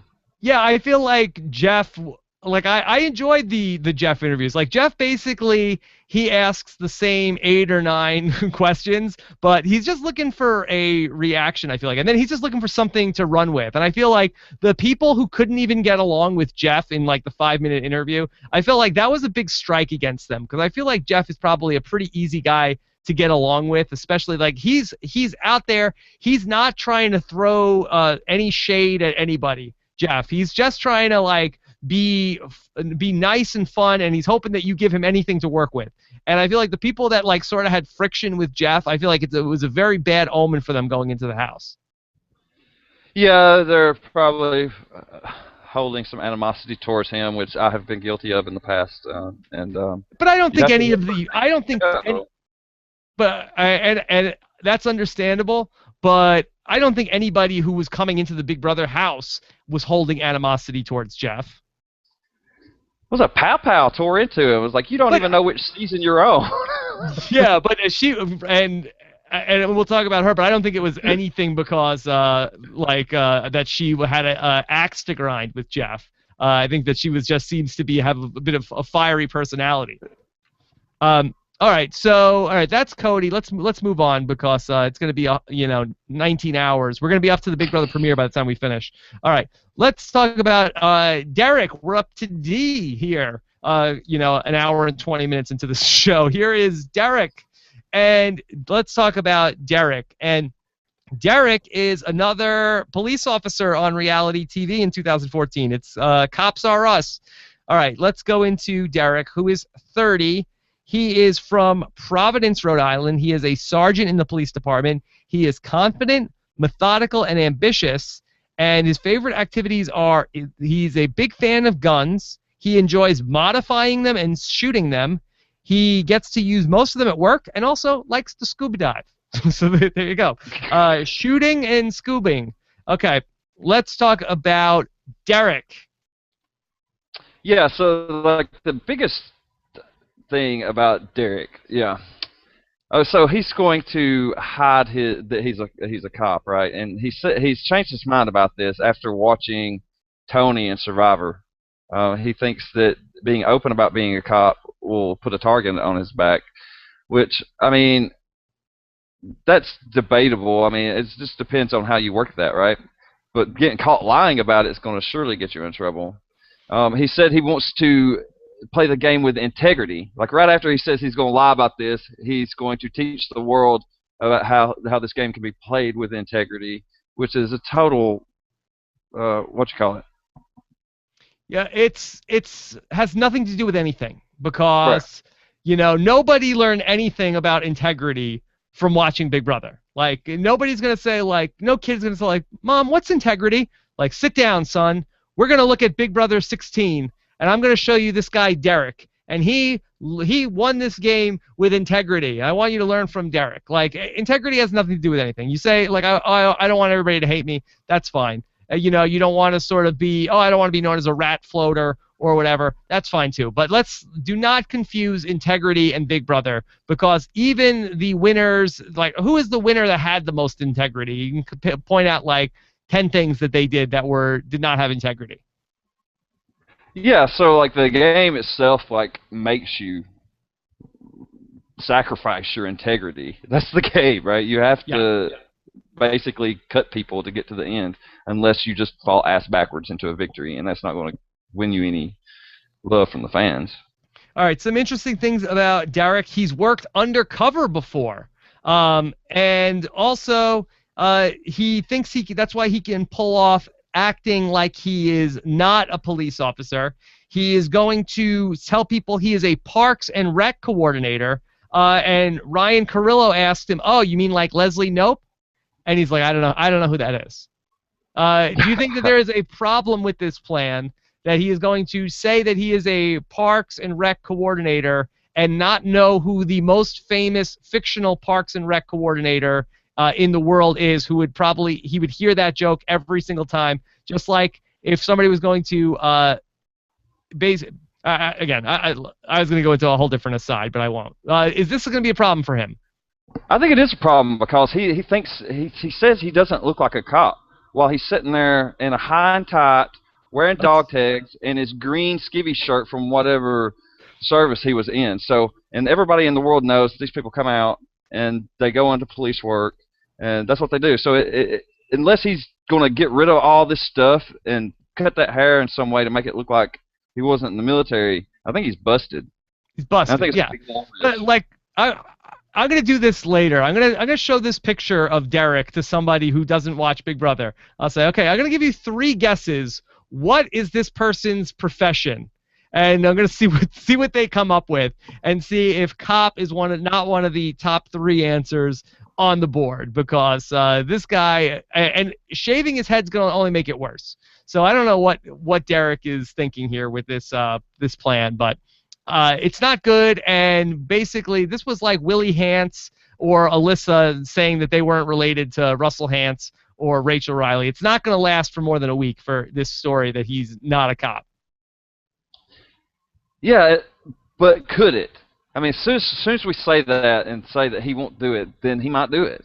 He might pull it off. So I hate to be 100% that he's going to get busted, because he although he is a new fan to the show, he has watched the feeds before. He said he bought feeds for this season, not knowing that he was going to be on the show. So maybe there is something there, and he can manipulate the house in this undercover way, like he's talking. But from from what we've seen in all this material, it looks like he's gonna get busted.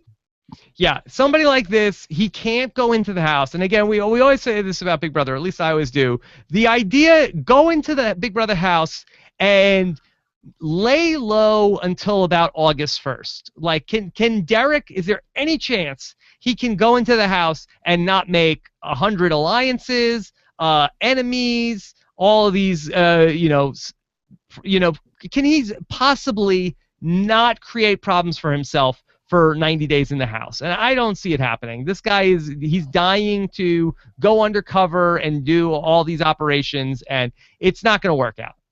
I don't even think he's going to be able to do it undercover. Like he said, he's not going to lose himself by swearing on his kids.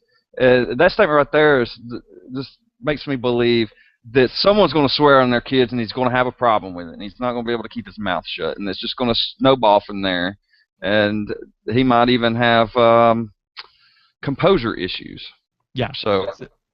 So I think Derrick is just, you gotta relax in the Big Brother house for a long time. So let's talk about Derrick's chances in the game.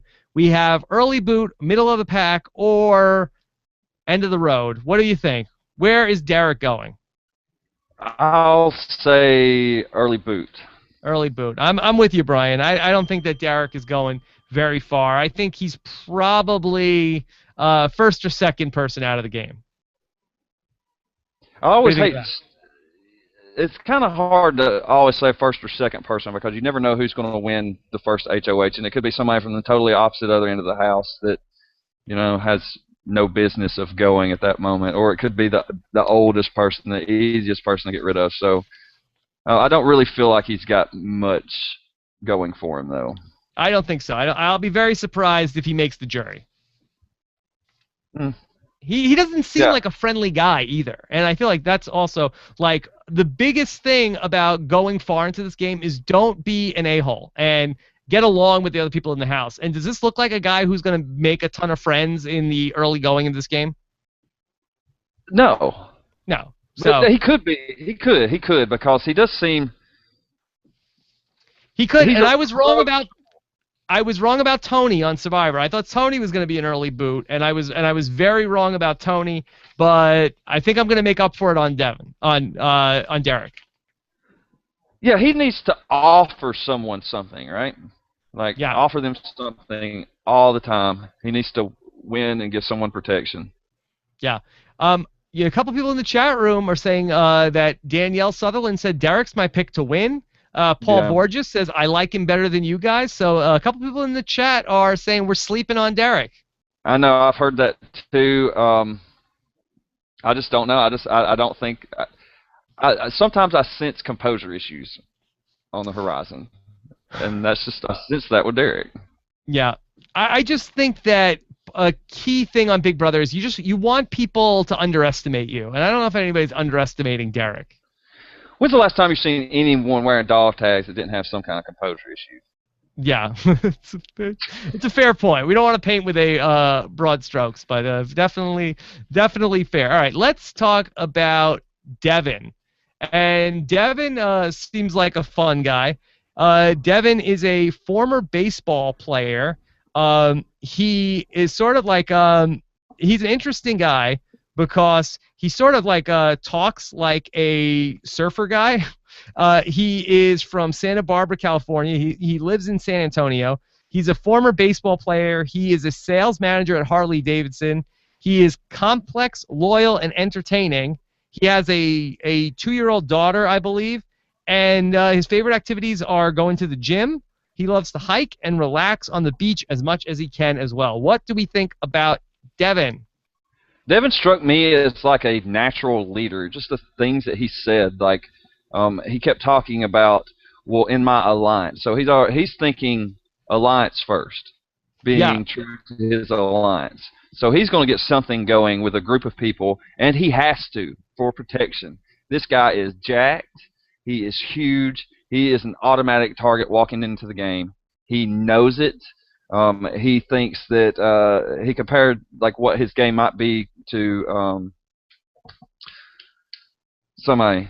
So basically, he just can't lie. He said Howard. Howard may have told like 2 or 3 lies in the game. but those lies like came back to haunt him because of his size. I mean, he was already an imposing physical threat to the eyes, so it was just easy to get rid of him based off one lie or something. So Devin says he's got to be really careful about not to show any kind of treachery in the house. Yeah, I think that's really an interesting point about Howard and his undoing, because once that Howard did the one thing, and I forget exactly what it was. Oh, he lied to Helen about whether or not he was in the moving company, right? And that was it. And once it was like, oh, he lied, that's it. He's got to go. And it's like, hey, I'm a big guy, but I'm a straight shooter. I think that's one thing. But once it's like, hey, I'm a big guy and I'm playing the game, then you got to go.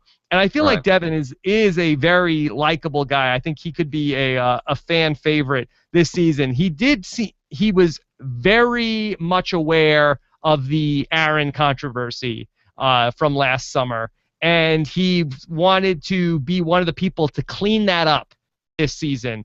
Do you think that could potentially be something that ends up being a cause of friction if he sort of like takes it upon himself to sort of clean up some, let's say hypothetically somebody says something, I'm not even going to put a name on it, somebody says something inappropriate, and he's going to be the person to call them out over that. Do you think that could be something that is potentially a problem with his game?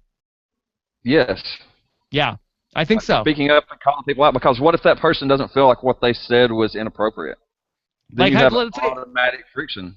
Yeah, let's say he was in the house with Aaron last summer, and he's like, basically he makes his place to say, hey, Aaron, whatever. Or, we did see that a little bit with, like Amanda.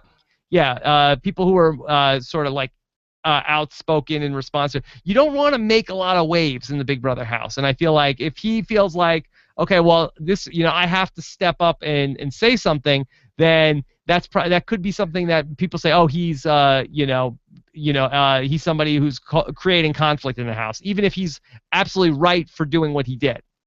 Yeah, people have this thing about talking trash behind people's back, but that's exactly what you should do. You should talk trash behind their back in the diary room if they do anything that displeases you. Just blast them to oblivion in the diary room, make them look like fools, and keep yourself safe in the game. Don't go out there and put yourself up as a target just to be run over by a mob of people with pitchforks. So he claims that he was a baseball player. I guess he was in Double-A baseball, but then his daughter was born, and basically he made it sound like he quit baseball because he wanted to spend more time with his daughter. Brian, are you buying this story? Yes, I buy that. I'm not sure if I am. Well, I mean, you have to. You do your job out of your house, right? Yes, that's going on. Being a baseball player, and you know how long the baseball season is, being on the road for that long of a time when you've just got a new child. I mean, I just have to imagine. I have to, in my mind, I just have to take his word for it, because I don't have children. But I know that if I did have a child, I would want to be near them all the time. I just wonder if the baseball thing wasn't going anywhere, and then they say, okay, well, this is a good reason to. Just like any time that athletes retire, I want to spend more time with my family, but then a lot of times they come back or they get a better contract. So I don't know from anything, but I'm wondering if that is sounds like a better story than I played in Double-A baseball, but I ultimately wasn't going to make it to the majors, so that's why I walked away from baseball and spent and it's great I get to spend time with my kid. Yeah, exactly. But at least he's spending time with his kid. It didn't say I quit baseball to spend time with my kid and then not spend time with the kid. Yeah, it's good to spend time with the kid. So he's going to lie about being a baseball player. Do we know what he's going to say, or he's just going to leave that part out? I don't know what he's going to do. He'll just talk about the motorcycle stuff? I would do that. Just say you work for Harley Davidson. That's what I would do. I don't think he said that. I didn't hear what he said that he would do. Okay, so he's going after the first HOH. He's seen a lot of Big Brother from seasons 10 to 15. Right. Okay. He is afraid of rats, and rats. Not the best place to go if you're afraid of rats, the Big Brother house for a summer. Wow, so I guess he's glad that Rat Floater Andy's not coming back this season. That's right. Okay. What do we think about? Let's talk about his place in the game. So we have early boot, middle of the road, or going the distance. God, man. That's an early boot. Early boot. He Boy. may make it to middle of the road, but I don't see him. I mean, he's too jacked.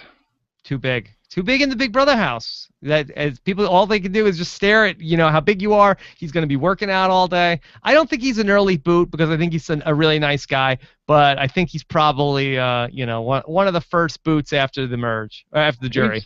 He's going to have exceptional game skills to get to jury. Yeah. Okay.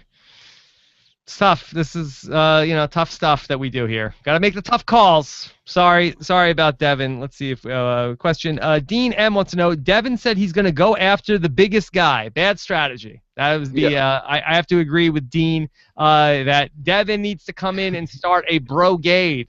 He needs as many bros around as he can have. Devin is the biggest guy, and since you can go home being HOH and he wants to go after HOH, maybe he can win HOH and send himself home, and then he will be taking out the biggest guy. Yeah, okay. All right, so let's go ahead and let's move on to, let's talk about Donny, groundskeeper Donny. And I feel like this is sort of an interesting casting choice here for Big Brother. He's a little older than all the other guys in the house. He is the old guy at 42. That he is the school groundskeeper at famously of the elementary school that Kelly Pickler went to. He lived alone for over 21 years, so living with a large group of people would be a huge adjustment. He is honest, funny, and witty. And he's going to lay low in the beginning, befriend all, and constantly observe others and make wise decisions on who he aligns with. And he is also a big fan of the show. Yeah. And he has an 8-month beard. He said he never cared for beards, but it just grew on him. So he's been telling that joke over and over. Yeah. By the way, I'm sorry. I said he was the groundskeeper at Kelly Pickler's elementary school. He was the janitor at Kelly Pickler's high school, but apparently he was the groundskeeper at the school, the high school or elementary school that Rachel Riley and Alyssa Riley went to, which is pretty amazing. Like, yeah, they bonded over that. I don't know. It's North Carolina people. Wow, North Carolina people. Okay, so Brian, are you feeling good about Donny? Is he your neck of the woods? Are you in North Carolina? No, I was stationed in North Carolina for a while, but I'm in Alabama. Alabama. Sorry about that. So Donny, you feel good about Donny? I feel good about Donny to a certain extent. He would rather lose the game and be loved than win and be hated. This fascination with being loved by America kind of gets to me about him. But I do like the fact that he's a fan of the show and he's been watching for a really long time. He seems like a really kind person. Yeah. Which will go a long way. He's an older guy, which would bode well for somebody unless you're a scapegoat excuse to get rid of someone early. So, I feel like he's got that danger of being an early eviction, but if he can survive that and assimilate himself into some kind of group, then he has the potential to go really far in the game. Yeah, I actually feel really good about Donny. I think he's actually going to go rather far in the game because there's nothing that's threatening about him. Unless, the people vote him out the first night where it's like, hey, we're all the young people. We don't need this old guy around here. But I bet this guy can throw him back. That I bet he's the life of the party. He's almost kind of like a Judd. And he's basically, nobody's going to look at him as like, oh, he's not a threat to win the competitions. He's not a threat to have a lot of strategy. But he knows the game well enough that I feel like he could be somebody who knows he has to make an alliance and knows the things that have to get done. So I feel very good about Donny. I don't think he'll win the game, but I'm definitely putting him as somebody who I think is going to be there near the end of the game. Yeah, the building blocks are there for him to do well in the game, and I would say the same thing, that he would go far. he's wacky, and I think that people like that in the Big Brother house. He's, basically he's going to help pass the time. He's going to be the person in the diary room that's going to get like the dodo music and say like the Jordan things about how he only went on an airplane for the first time. It's going to be somebody's birthday, and they're going to get sushi, and he's going to be like, sushi? I wouldn't eat the raw fish if, he's going to have all these sort of things. He's going to be sort of like a bopper from Mark and Bopper on The Amazing Race. And I think we're gonna like this guy.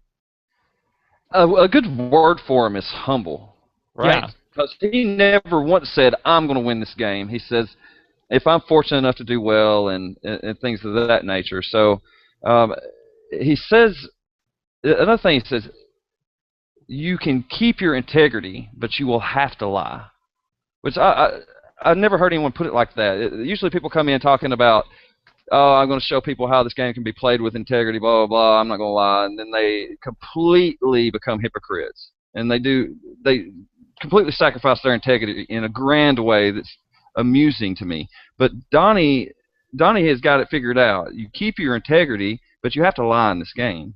You just have to. That's the game. Yeah. He also suggests he's going to talk some trash in the diary room. We like that as well, right? Yeah, I mean, that's where you talk the trash at, unless you're going to go toe-to-toe with somebody. But going toe-to-toe with somebody, although it's great TV, puts a target on somebody's back. We like good TV, right? Oh, do you want good TV? We love it. Our Americans don't know that. Yeah, that's from Big Brother Canada. That was one of our favorite quotes from this past season. This is from Yukon R. He wants to know, do you think Donny is there to get some of the Duck Dynasty viewers? Oh boy. Do you think that is that the case? Is that why Donny is cast? Possibly. I mean, I don't know what they do and why they do it. I mean, I'm not in the know with these people. I am totally on the outs. He's got a beard. It's got gray in it. All that's good. I mean, that is good. He's got a beard, and there's gray in it. That's great visual for people to see. And they're like, oh, this guy. Immediately in your head, there's age on this guy. He's probably weaker than I am. And it's all these things visually that you see that puts these things in your head. They shouldn't sleep on this guy at all. Okay. We shouldn't. Should we grow out beards for the whole summer? I can't grow a beard, Rob. Oh, okay. Maybe I should do like a Donny support beard for the next. Could I grow a 100-day beard? Yeah, let's see what you could do in 3 months. I don't think it would get as big as him, but no, I mean, it would definitely look better than my trash stash.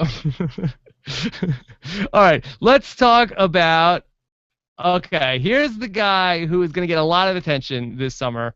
It's time to talk about Frankie Grande, okay? And Frankie is going to be, we're going to be saying his name a lot here this summer because he has a lot going for him. One, he is a YouTube personality, and he's somebody that has almost 200,000 followers on YouTube, which is significant. That's a big deal.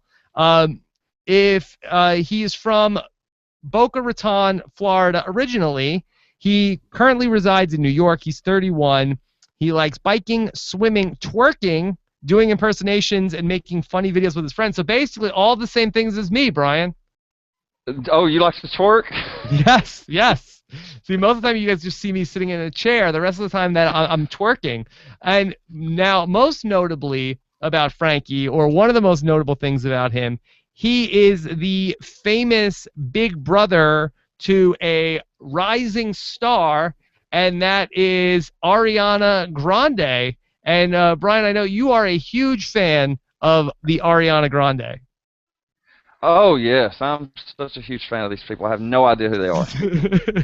Well, I mean, if this is a twist, this is ridiculous. It's like Frankie's somebody. This huge twist, like he has a famous sister. Is anyone going to recognize him? Did you recognize who this guy was? No, I feel like I did recognize him because I spent a lot of time on YouTube, and so that he does have a very distinct look. So you see him in the thumbnails for a lot of things on YouTube. So that's a big deal. But the bigger deal is that his sister, who again I was not very aware of before this week. She's a little bit out of my age demo. She has 16 million followers on Twitter. She is also a recording artist. She got started on Nickelodeon, and she was on a show on Nickelodeon for a while, and her career is really, really blowing up. And so she is going to definitely be a factor here as we talk about the Team America twist, where if America is going to vote for anything, it's going to certainly be impacted by the 16 million followers. For instance, last summer, the MVP twist was dominated by Alyssa, who was the sister of Rachel Riley, who at the current time, and we don't even know from last summer, I believe has, with all due respect, let me just take a look at what is Rachel's Twitter handle, just to give a comparison. Rachel Riley something. Yeah, I can find it.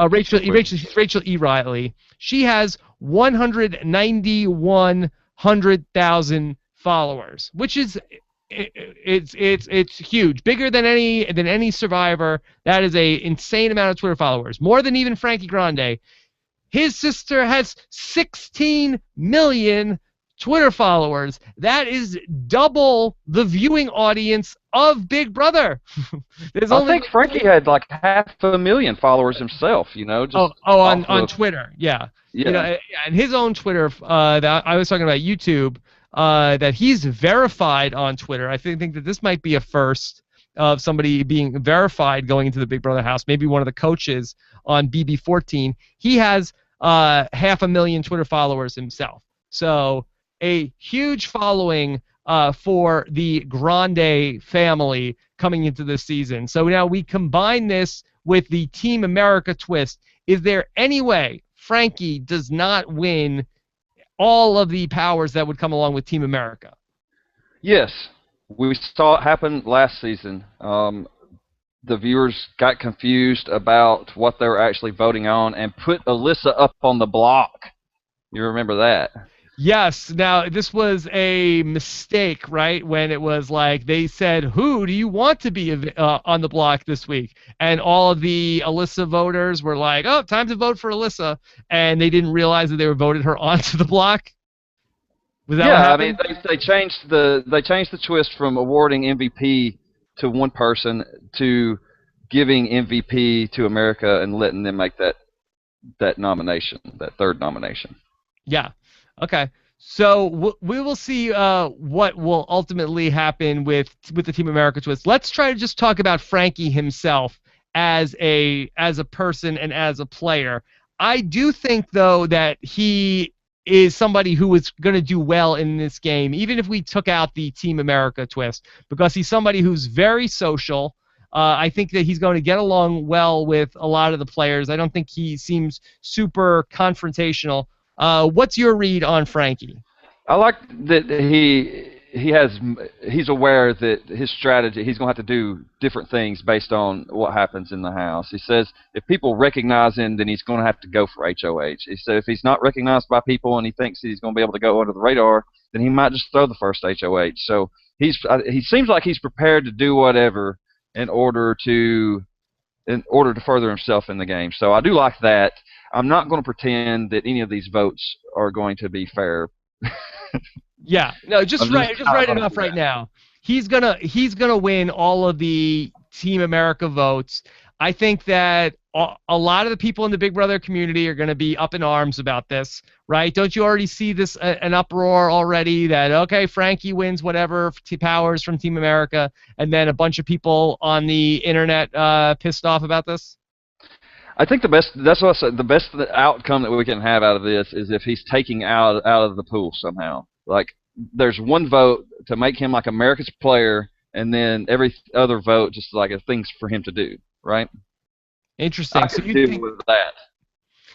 Yeah, but I don't get the sense that that's what it's going to be. That they are like, I think that they really are pushing for that. They want to say that, oh, we had 10 million people vote in this, and basically like show that as a signal of how involved people are with Big Brother as sort of like, oh, we had this was trending, and I think that they really are going to be pointing to that as, reasons why Big Brother should stay on the air. So I do feel like that if you are a Big Brother fan and this sort of like is making you mad that they're doing this, I think that the silver lining, you have to look at it as, if the 16 million Twitter followers, and again, with some, who knows how many are real, how many are active or whatever, but if there is just like there's an RHAP bump, if there's an Ariana Grande bump for this season of Big Brother, that's a net positive for the Big Brother community. Grande bump. It's a Grande bump. And that's bump. Yeah. And that's typically my order at Starbucks.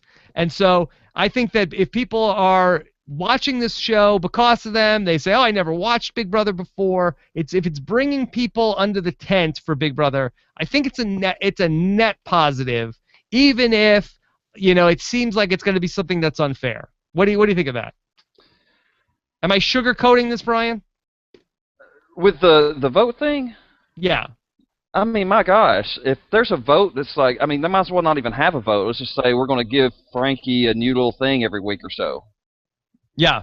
It's ridiculous. It's that point. I mean, you can't compete with that kind of publicity. I mean, all Ariana has to do is like, hey, y'all, my brother needs your help.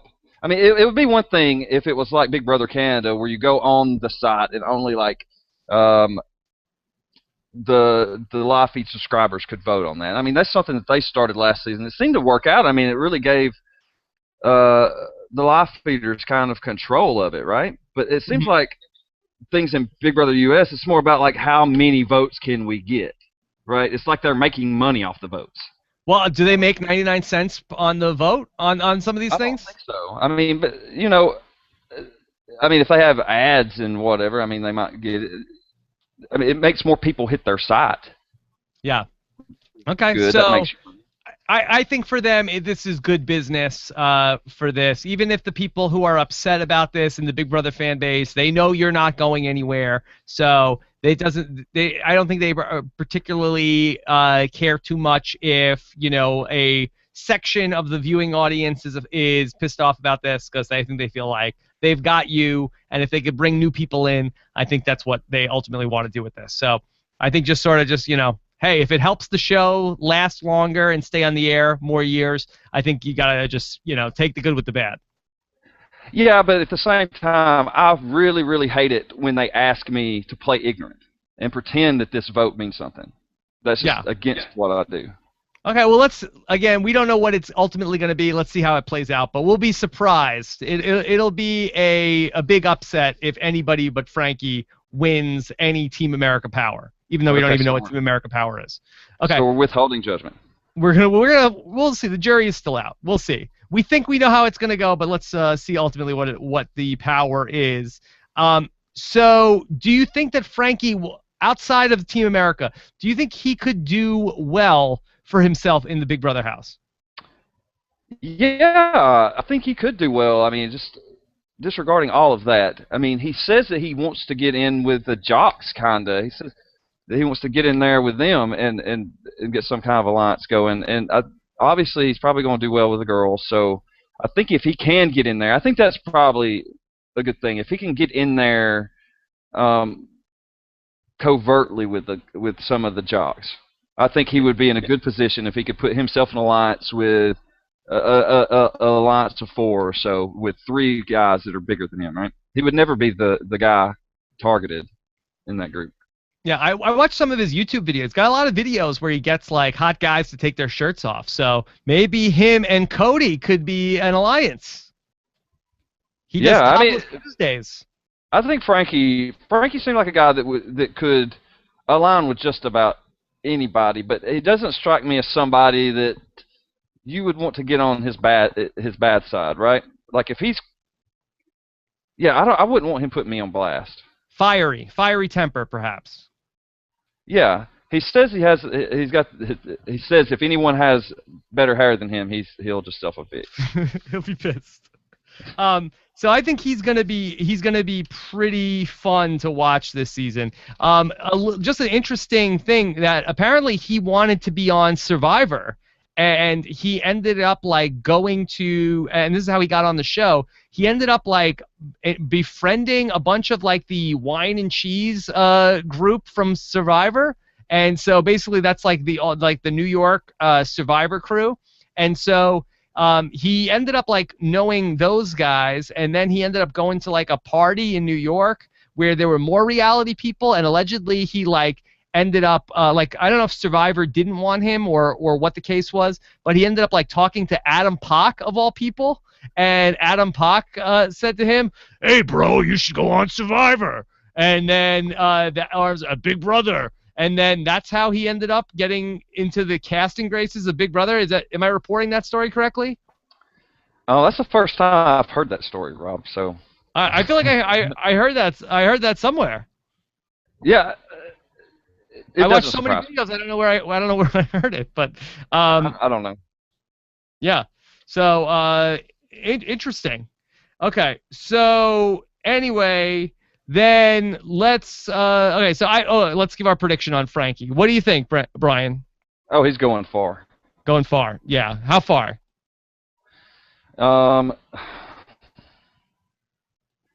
Wow. In an unmanipulated game, not too far, but I think he's going to go really far. Could he win the game?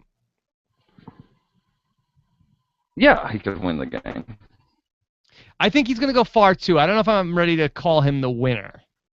I'm not going to call him the winner. He could win the game. Could win the game. Okay. So, but I think we it would both be agree. like falling ass backwards into a victory kind of thing if he did.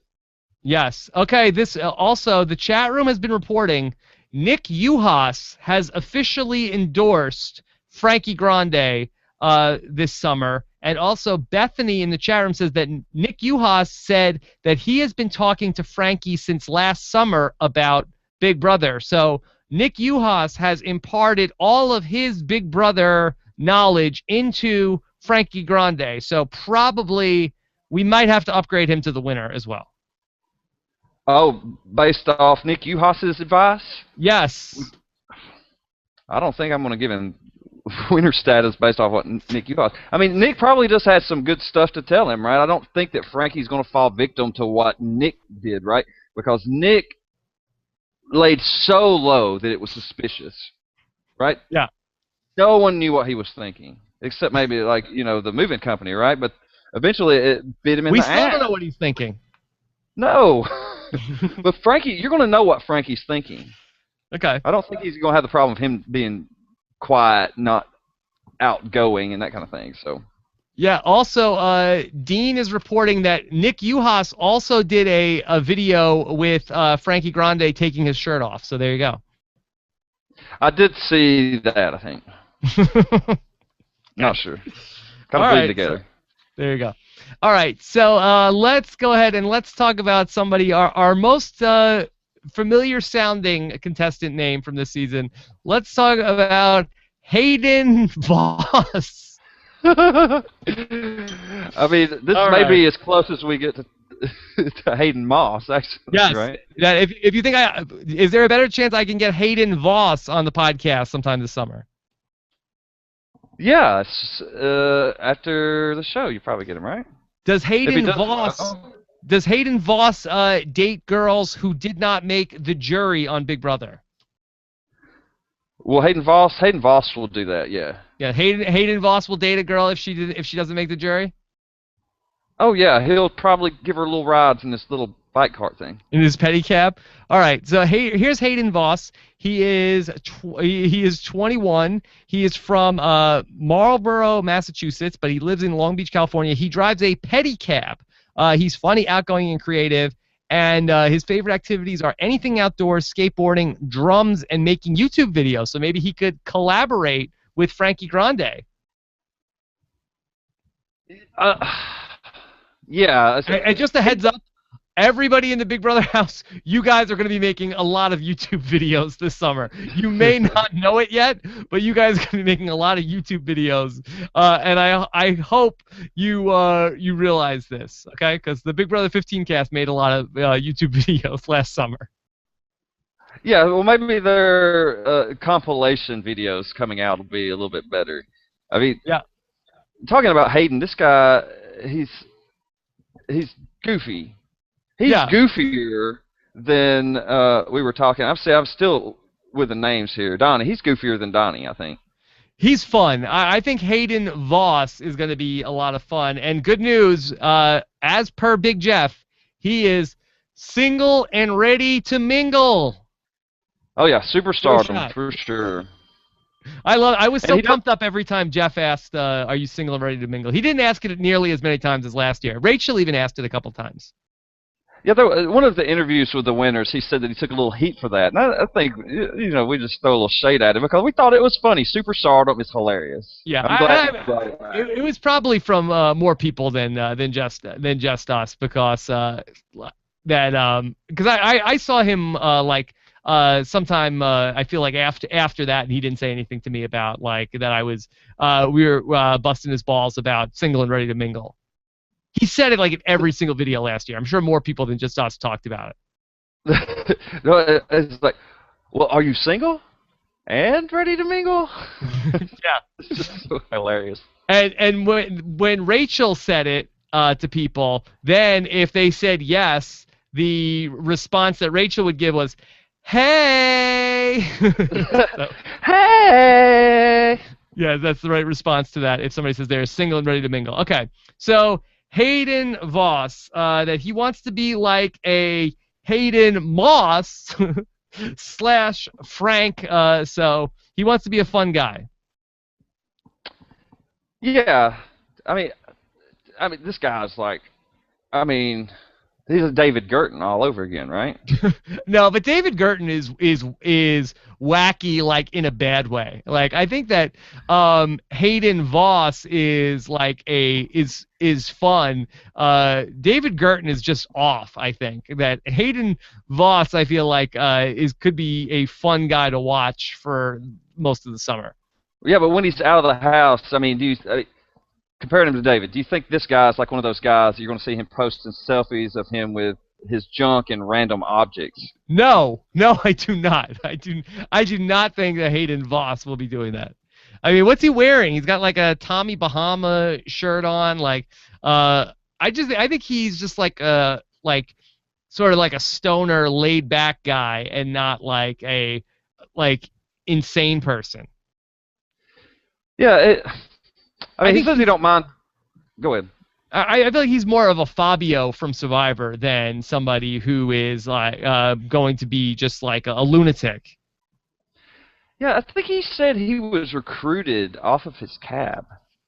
Yeah, oh, for sure. I mean, I think that basically anybody in the Southern California area, I think is that's like a red flag for being recruited. And where is he? Where is he in Long Beach? Like, that's definitely within the. If you were going to put like a 50-mile radius of recruitment on the map, that's right on the outskirts of being within that distance. Yeah, I don't have many positive feelings about this guy at all, other than he seems all right, like a nice guy, I guess. I mean. He's one of these people that he was already started talking trash about Amanda before he was going in the house. I mean, what do you want to say? He just said that she was a mean person, and he wouldn't be doing stuff like that. I mean, if you're gonna, it's one thing for someone to ask you, hey, what do you think about this player or whatever, but just to bring them up and piss them off before you go into the house, it's not good gameplay. I mean, there's a game going on now, right? I hope all the house guests talk smack about Amanda all summer, and then we'll have her on the podcast, and then we'll ask her about it. So I hope that they all talk a lot of smack about Amanda, because that's going to be fun.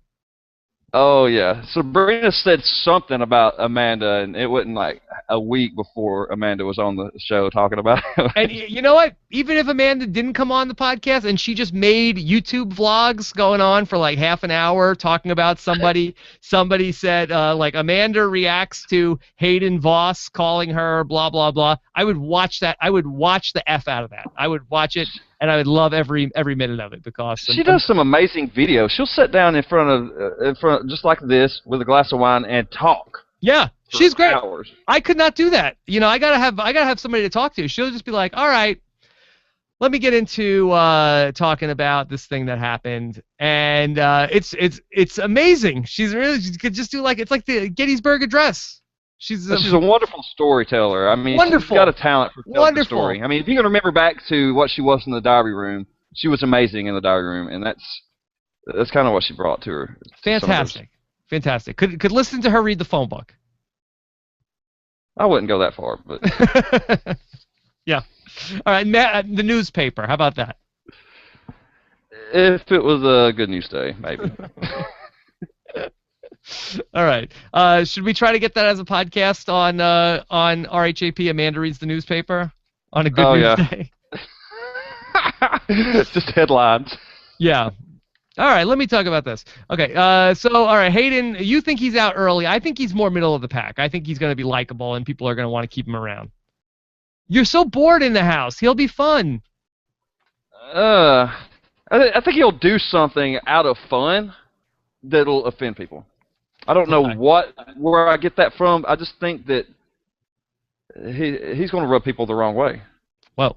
Okay.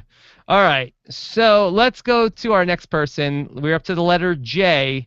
Here is Jocasta. Am I saying is it Jocasta or is it Jocasta? I think it's Jocasta. I think. Okay. Unless you heard something else. I mean, I just went over my head if it was Jocasta. It's not Bob Costa. Jocasta. Jocasta. Okay. All right. So let's talk about Jocasta. She is 33. She is from Griffin, Georgia. She lives in Lovejoy, Georgia. She's a minister. She's intelligent, a motivator, and outspoken, and she likes skating and bike riding. Let's talk about Jocasta. Yeah. Let's talk about Jocasta. So, I mean, being a minister, I have worries she's going to try to minister, use her time in a Big Brother house to minister. However, she says she's not going to do that. Yeah. But it's kind of hard to separate religion from game with some people. Brian, we see this struggle every year, right? I'm very worried about Jocasta. I'm very worried about her. I do not see her going far in this game. I think this is an uphill battle. Well, she's worried about fights happening over religion. So, I mean, I kind of feel like if she can keep her views and beliefs out of everything and just play her game the way she wants to play it. What are the chances she's going to be able to keep her views about things out of everything? What are the chances of that? I think they're actually better with a minister than someone that might be... Wasn't Keith Angels a minister? Who? Keith was, yeah. And I would love to go to Keith's stage. But was he booted because of religion? I mean, that wasn't why he got railroaded. I mean, it was a lack of religion. He actually did well. He actually did well with what his dealing with his religion in the house. I think it was his boisterous nature. He could have used some more religion. I don't think he was reading the Bible enough, or he was reading the wrong parts. Keith's Angels. I'm very worried about Jocasta. That why does she wear a bow tie all the time? I mean, that's what we saw her with. So, no, I'm going to say she doesn't wear a bow tie all the time. She talked a lot about the bow tie. Did she? I mean, sometimes I get zoned out on some of these videos. Yeah. Okay. No. I misread something on my notes. She said she ain't worried about fighting about religion. Oh, That's okay. even weirder. All right. So I'm concerned about Jocasta. I really am, because I feel like that she seems like she's going to just be uptight in the house. And I feel like the key to Big Brother is just going with the flow. You're with all sorts of weirdos. You are with people who are messy. You're people who are slobs. They're, people are scheming against you. And I'm just not sure if she's going to be able to let little things go and not get into fights with people. I don't know.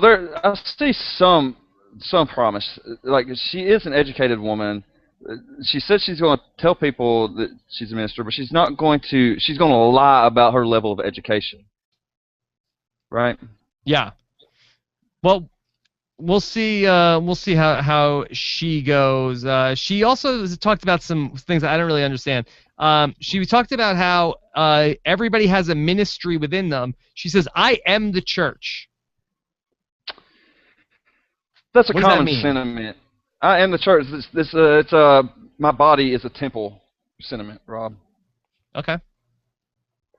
It's not I am the church like I am super important. That's not what she's saying. Like, I am the church. It's like my body is a temple. We are a ministry in ourselves, is what she's saying. She also talks about how she's not going to be afraid to swear on the Bible. But I wasn't sure if she said that she will swear on the Bible and mean it, or swear on the Bible and break that swear. I'm not sure. I mean, I would. I don't like this. I don't like it at all. I mean, she should just avoid it completely.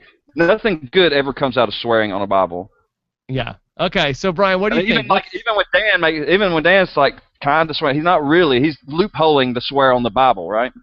Yeah. What does he say? That I swore to my wife, and then that supersedes the me swearing on the Bible?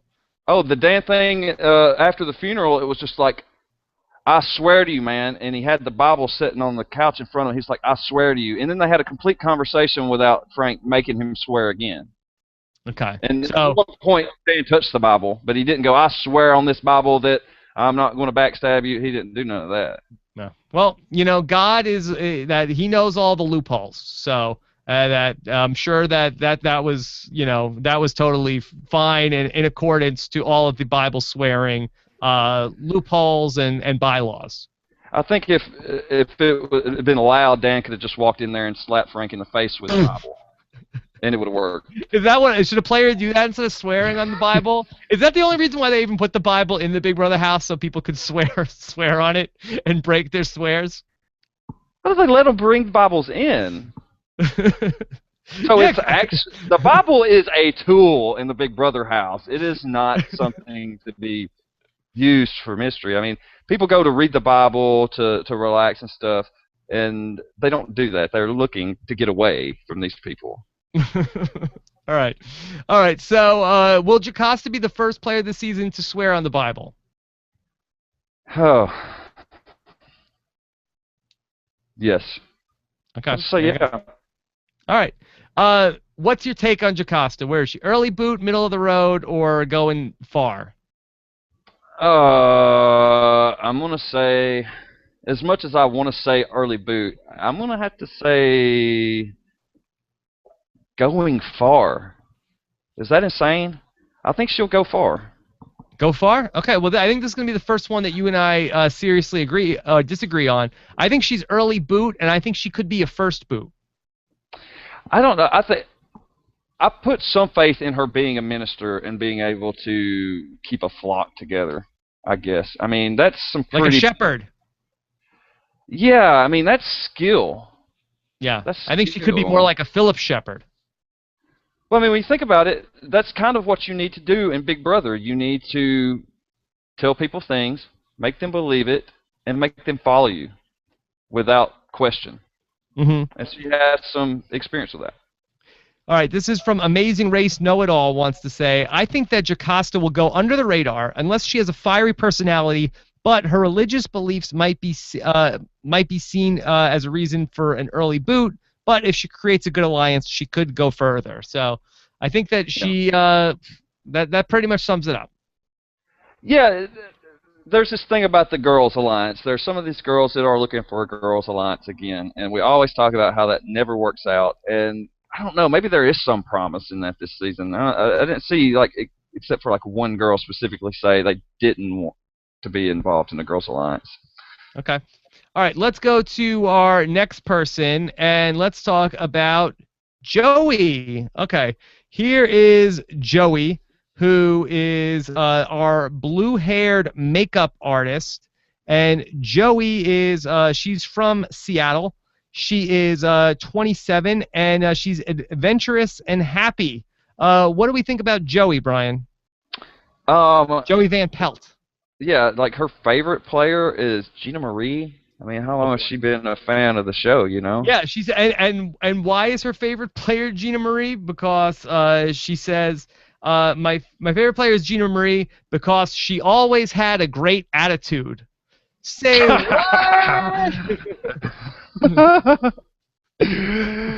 You have been a bunch of scrubs. No more chicken pie for you. You know, I really like Joey because she knows about my attitude, and it was always good. Just like Nick's attitude, even though he's come out and root for Frankie. I gotta go back and listen to Gina Marie. I'm totally just going off my gut for what the Gina Marie sounds like. Oh, that's good. That was good, bro. It was mid-season form. Yeah. Yeah. Okay. Anyway, so she studied all the characters. She's ready to go. She did get recruited. She doesn't even come out and lie about it, but she says she's a fan now. Yeah. I mean, I don't begrudge them of saying that, right? Yeah. Well, I thought this was interesting. Recruited. If you watch 1 billion seasons because you're recruited, that's good before you get on the show. And if you become a fan in that time, that's even better, right? Well, she wants to be the nicest person to ever win the game, and Rachel sort of questions her about this, like, really, you want to be the nicest person? Like, can a nice person win this game? And she's like, yeah, like Dan. I was like, but she said she didn't. She would align some of these other interviews. She said they asked her, like, who, if any past house guest, who would you align with? And she said Dan, but she wouldn't.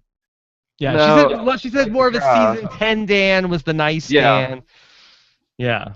Okay. She has a real issue with being able to poop in the house because there's men around in the house. Is this going to hold her back? Is this going to be an issue? Poop issues are, I mean, oh my God. I mean, poop is always an issue. Let's just say that. Taking a dump is the one thing everybody does that they're embarrassed about, and it has to be done in the Big Brother house, just like everywhere else, and you're on film.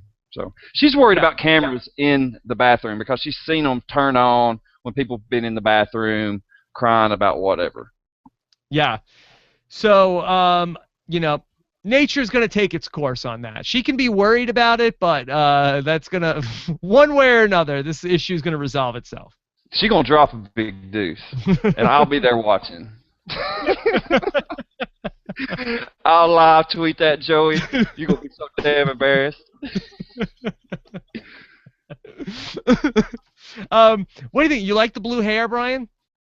Yeah, she says she's got other colors too, so she's going to be changing it up. But that'll have to come in her HOH basket, I guess. Who has better hair, Joey or Frankie Grande?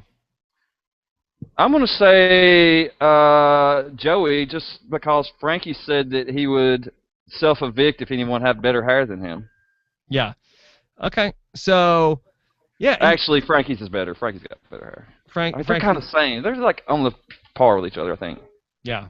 Neither one are as good as Comic Book Girl 19. Neither one is pulling off the odd colored hair as good. Yeah. So. Yeah. So should I dye my hair blue to support Joey, or grow the beard to support Donny? Bluebeard. grow a blue beard. Oh my God. That I'd be so unique. Yeah, and it's, you know, if she changes her hair to red, then you can dye your Bluebeard red or whatever. All right, so how do we feel about Joey? She says she gets along really good with the women in the house. She is seems like an easygoing person. I'm not exactly sure why she was cast. That there's a lot of people that that okay, I get it that they're so attractive or they're such a unique personality or they're so other than the blue hair, I'm not sure exactly what Big Brother said. Okay, we got to get this person in the house. I don't know, maybe because she's down with the Girls Alliance, or she says she'll throw some competitions, which is I always give people a little credit when they're willing to throw a competition instead of just win out. Yeah. She loves beards, so maybe she'll dye Donny's beard blue. Oh, yes, she did but she likes more of a liberal guys with beards. I'm not sure what Donny's social politics are. I don't think that Donny's. Let me rephrase. I would be surprised if Donny puts his politics out there. Yeah, we'll see. He didn't do that. He didn't do that in his videos when he had the opportunity to. Okay. What do you think about Joey? Is she going to go early boot, middle of the pack, or go far? I think she's going to go early. Early? I think she'll go early.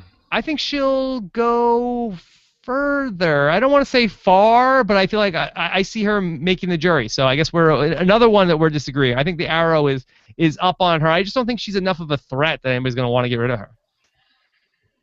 I think she's enough of an oddball, and she's outspoken enough to put a target on her back, and she may get kind of swept away in one of those, we're targeting a big guy, and then that guy gets off the block because he won veto or something, and she's just the person that ends up going. That this might be some insight into why she was cast. She has very liberal views, a strong stance on recycling, and once even traveled to San Juan Islands helping terminally ill patients with end-of-life care. Do you think that politically we have maybe a firestorm brewing between Joey and Caleb? Caleb is on his Instagram talking about Obama, and here's Joey, who's very liberal. Do you think that this could potentially be something that turns into a firestorm in the house?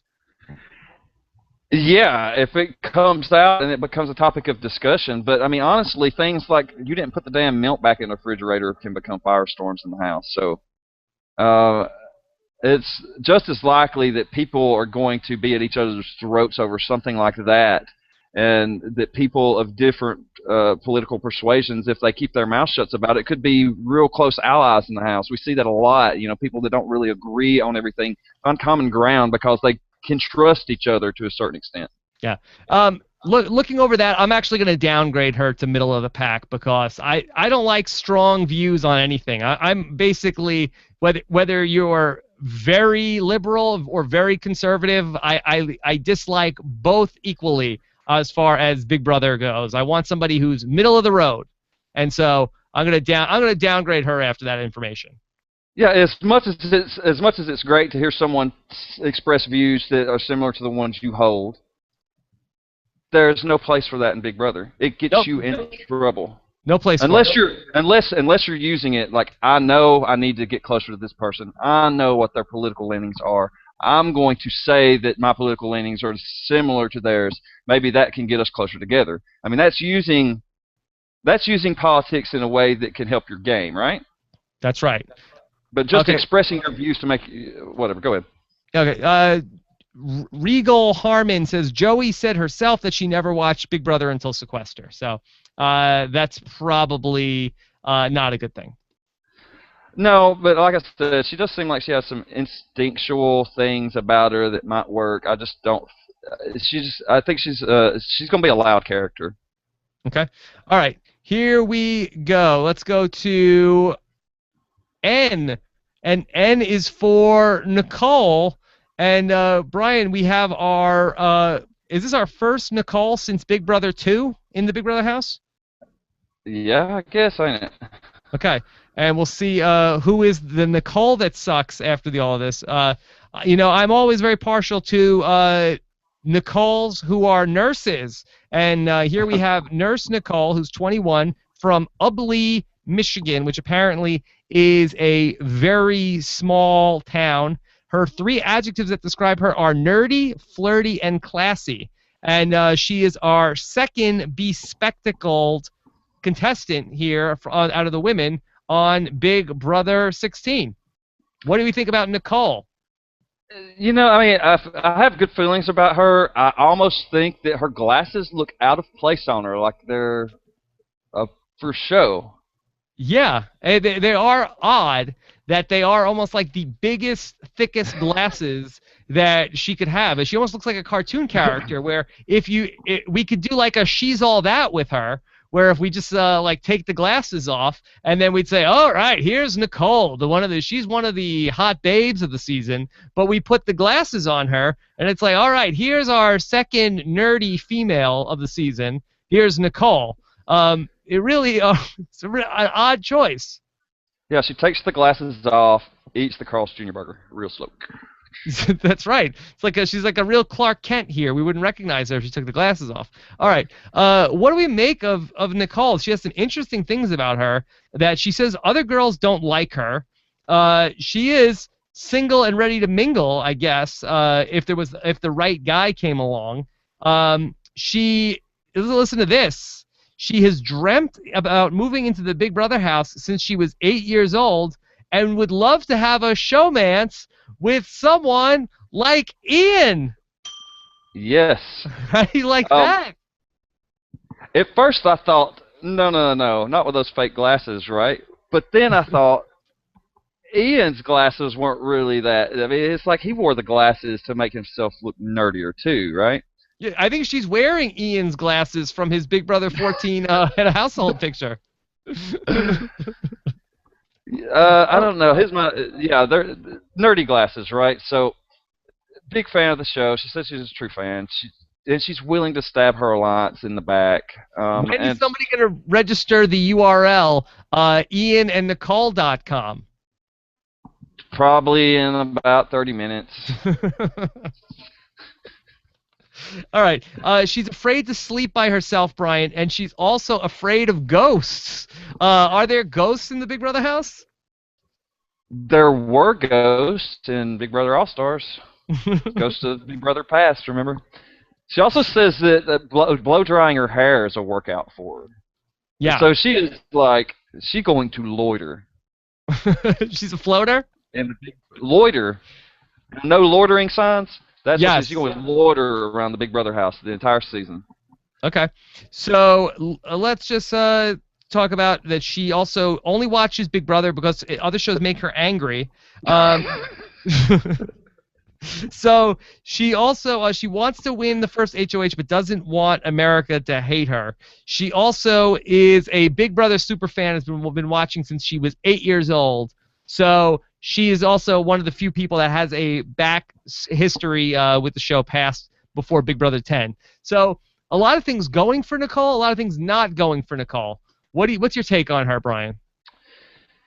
Yeah, I mean, the downside of Nicole is that she admits openly that she's going to cry a lot in the house. But the good side is she knows she has to lie going in. She is a fan of the show. She knows how it goes. So, I mean, maybe she is like super fan, super player. That's what I'm hoping for. Yeah. And I don't begrudge her for being an emotional player either. I get the super fan here, but I don't know if she's going to be a super player. I'm wondering if she's just like the cute as a button, and that basically, even though she's a super fan, I wonder, is she more the Jordan than the Ian of the season? I don't know. So, like, Jordan was always secured in an alliance, right? So she was always a team player. Nicole may just end up just, like, laying around and just letting the game come to her. She might coast. Yeah. More than... she would say coast rather than float. But she might not even say she would do that. I didn't see her actually say whether she was pro-coasting or what. Do you think she will work well with Christine or not? I mean, that's like the thing, right? They kind of like similar people or players or whatever that could end up butting heads. A lot of times we see people butt heads because they kind of occupy the same spot in the house, right? Yeah. Will that happen, or will they work together? I mean, it's usually one or the other. Either they work together or they go at each other. I think that they'll work together. I don't think that Christine is going to be This does not seem like the type of person that Christine's going to be threatened by. Do No. you? Yeah. No, I mean, actually, I think both of them would be intimidated by each other's game knowledge. Okay, so do you think that one of them will target the other? Either that or they'll work together and be an alliance long term. Yeah. I think they're gonna. I think they'll work together. I think that they'll be able to find some footing together, maybe in the same alliance. Ethan Brooks wants to compare her to Heather from Big Brother Canada. Brian, do you see that? I know you were a big Heather fan. No, I don't see that at all. Heather, I mean, maybe in attitude and persona, but Heather was a bigger competition threat than Nicole seems like she would ever dream of being, right? I like Nicole based on the fact that I don't really look at her to win too much unless it comes down to one of those crazy female endurance comps that we all love. Okay. Where do we think Nicole is going? Early boot, middle of the pack, going far? I'm going to go far with her. Whoa. I think that she is also going far as well. Yeah, I mean, we're in agreement there. I mean, it's not essential for someone to have a vast array of game knowledge to win the game. We've seen it over and over and over and over again. But it helps when you're making your pick because usually those people don't get booted like right at the beginning, so you don't look like a complete idiot the next day. Yeah. Okay, so I think she is going to go far. I don't think I have her as somebody who's going to win, but I definitely think she's going past the getting to the jury, and I think she's in there. Maybe final 6. Yeah, I think Ian's going to pick her to win. Yeah, there you go. He's got to. He's got to. All right, let's go final 3. Final 3, and boy, Brian, who knew this was going to be? We're really getting up there in the time now. Let's talk about. You don't need to go to the bathroom or anything, right, Brian? Oh no! I was just saying these aren't going to be the final 3 for sure. Okay. No, definitely not. Okay. Let's talk about Pow Pow. Here is Paola, and here's Paola. She's a DJ. She's 27, although she would prefer you say she's 26. She's from East Hampton, Connecticut. She lives in Astoria. She's a DJ. She is funny, crazy, and outgoing. She has a lot of sexy pictures on the internet. Let's talk about Paola.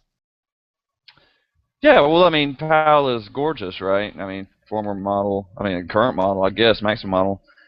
So she's a gamer. Her biggest passion, though, is DJing, which, I mean, that's got to be a fun job, right, if you can actually mix music together. But that's going to be a problem for people who really love music, really have a hard time in the house because they're constantly listening to music in real life, and when they get in the house, they don't get – I mean, they do get the morning music. I'll have to correct myself there. Okay, some other things about Paola. She's a friend of Gina Marie, and that can't be a good thing, right? Well, being friends with Gina Marie is not a bad thing, is it?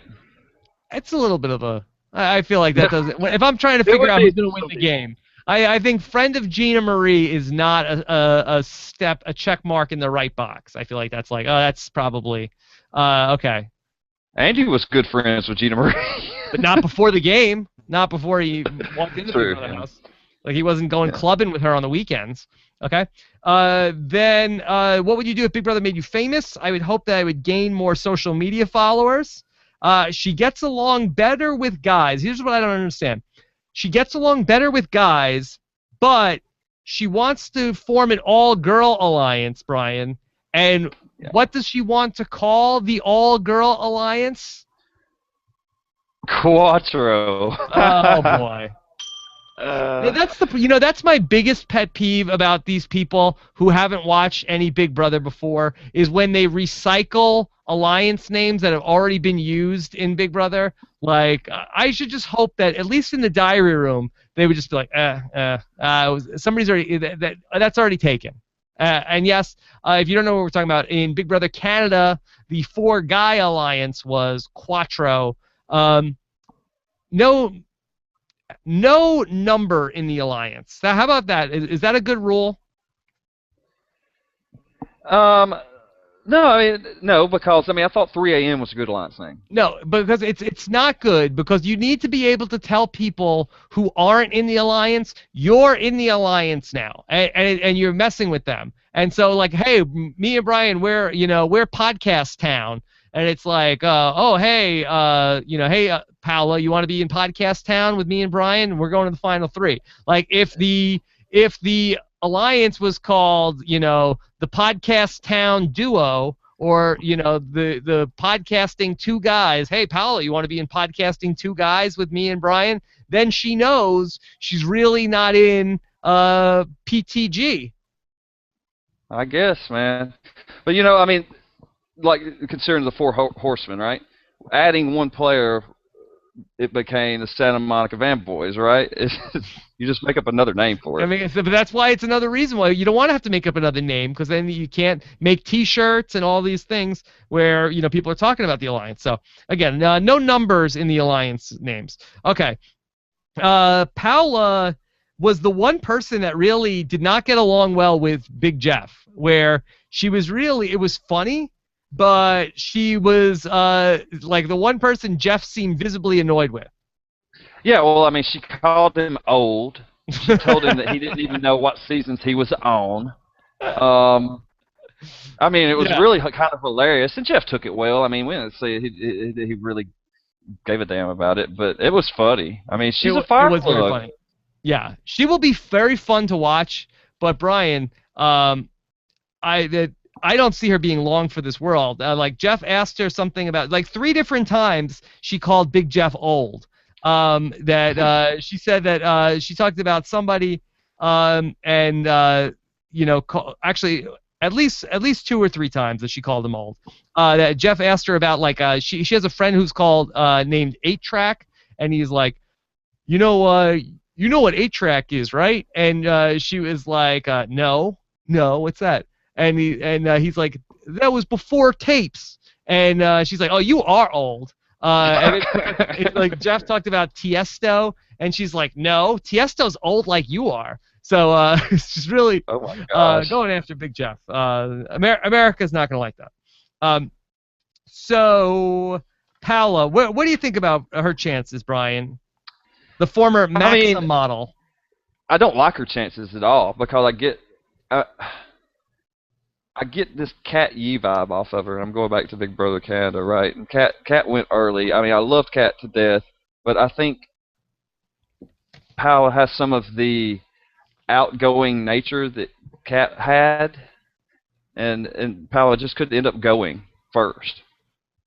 I definitely agree. I think she's an early boot. I think she's going to be fun, but I think that she's way too outspoken. I think she's going to end up in fights with people. I think it's going to be a fun couple of weeks here with Paola, but I think that we're talking to her on a exit interview, I think, before the month is up. Her nickname is Pow Pow, for God's sake. Yeah. Okay. So not feeling good about Paola. We'll see what happens. We'll see what happens with her. Anything else on Paola? No, not really. Other than her saying that she was definitely a recruit. So. Yeah. Okay. Let's go to here. Let's take a question from Purple Panda 731 wants to know, is this finally the year of the Girls Alliance? Brian, a lot of people are talking about a Girls Alliance. Do you think this is the year? What's the qualifier here? How good do they have to do? Do they have to just coalesce into an alliance, or do they have to make it to a certain extent? All girl Final Four. All girl Final Four. That's not going to happen. But there could be an all-girl alliance that does really well. To the point where we say that is a successful alliance, and they could end up with like 2 people in a Final Four. They could get into an epic war with some other faction in the house, and it'd just be great. Okay. We'll see. Let's go to here's Victoria, who is an interesting casting choice. So Victoria is a photographer. She is from she lives in Weston, Florida. She's from Brooklyn, New York, and she also spent a lot of time in Israel. I believe she stays kosher. Her three adjectives that describe her are exotic, bold, and empowered. And her favorite activities are shopping, capturing moments with my camera, belly dancing, blasting music, and singing along, and Zumba and salsa dancing. All right, rejecting public marriage proposals. Yes, she rejected a guy's public marriage proposal, among other things. She says I thought she was a little conceited, I have to say, with Jeff. That she basically talked about how she's very attractive, but she looks naive. She doesn't like other girls. I thought she was getting a little snippy with Jeff also. Yeah, she told him that she was going to manipulate everyone with her smile. And I mean, you got to be damn good just to smile at someone and manipulate them, right? Yeah. Or hot. Or hot beyond hot. I didn't really like her story about the rejected marriage proposal. That she was basically like talking about how, she's like, this guy, and he tried to propose to me, and then he cried. Like, I feel like that guy probably already feels really lousy. I think that guy dodged a bullet. But with public marriage proposals, I think you just got to accept them, no matter what. I mean, talking about Krista and Mike, you just say yes. Yeah, I think you just say yes. Over it later. Like you say, oh yes, and they're really like, really no. But you're like, I think for the appearances, I think let the guy walk away. I think that's probably all right. Let's talk about Victoria. Do you think that Victoria will get along with the other house guests? No. Yeah, I think she's in trouble here. She says she was recruited. But she said she was a fan before, yeah. First. Oh, everybody was. Everybody was a huge super fan before they got recruited. Oh, this is the girl that said she would work with Dan, but she was worried about how much he might make her cry. That's the thing. That's the thing. It happens. She's just lucky he didn't walk through the door and slap her in the face with a Bible. Okay. She's been raised by Orthodox Israeli parents, so she's been expected to live at home until she's married. So she's also entrepreneurial. She started her own business when she was 19 years old without formal training. So she is a very strong and opinionated person. Yeah. Expected to live at home before she is married, right?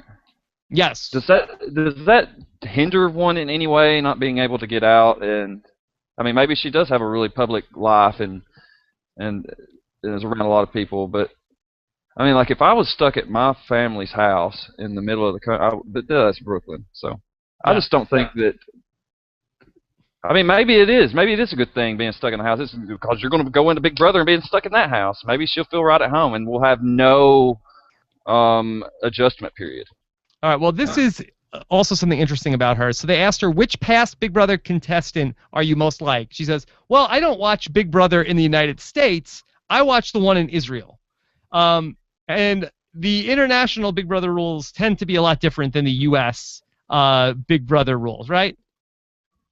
Oh, yeah. I'm not sure what Israel's rules are, but, I mean, she said she's seen seasons 11 through 14, so she should have some general concept of what the rules are. I mean, she should be watching all of them. Well, not now. They're in the house, or we think they're in the house. Yeah, or moving in today, if not tomorrow. She's getting it right now. She's playing game right now. Right now. Okay, so Victoria, Brian, early boot, middle of the road, or going far in the game? Rob, I have to say early boot with Victoria. Maybe she has the ability to pull it together, but I feel like she needs to learn to control what she's saying. I mean, going at Jeff is all well and good in the interview, but you got to be able to control your mouth in the Big Brother house. So let's just talk a little bit about the people that we both agree on are early boots, just to revisit them. So who are the people that we said were both early boots? It was definitely Derrick, right? I believe so, yeah. Yeah, so we said Victoria, Pao. So Paola, Victoria, Derrick, and I think there was somebody else, right? Oh, Jocasta. or you felt like Jocasta was going to I go saw farther? she was going to go Farther. what? Are we able to tell anything yet about the season by the people that we think could be out early? It looks like there's a lot of these guys, the alpha guys, seem to like they're going to be advancing. Could that tell us anything about the season? If I we're think right, I put some of them as early boots, some of the alpha guys. I don't know. I mean, I don't think you can really. I think to a certain extent we are biased, me and you, right? Because yes. How I so? mean, well, I mean, you list those names, and most of those names are female, right? So is that something that just out of our mind we think that the guys are going to be better players? I don't believe so. I don't think so. I think the girls. I think there's a stronger field of girls this season. Just like with Big Brother Canada, I think there was a stronger field of girls for Big Brother Canada too. Okay. I mean, the thing that jumps out to me at those three women that I said that I thought were all early boots, Victoria, Paola, and Jocasta, all three of them seem like they are a little argumentative and seem like that they are going to have conflict, potentially with each other. And so I feel like people who are going to have conflict early on are the people that I think tend to be the people who are early boots. Right. I mean, well, if you sense conflict out of someone, you shouldn't be picking them as your winner, unless there's something really special about the conflict that they're putting out there. Causing conflict is awesome. Who if you is can steer clear of it. Who was the first boot last season? Oh, David. Did he have conflict? What was his? Why did he get booted first? He got booted because he was the third nominee. Okay. And became the evictee. Okay. Yeah.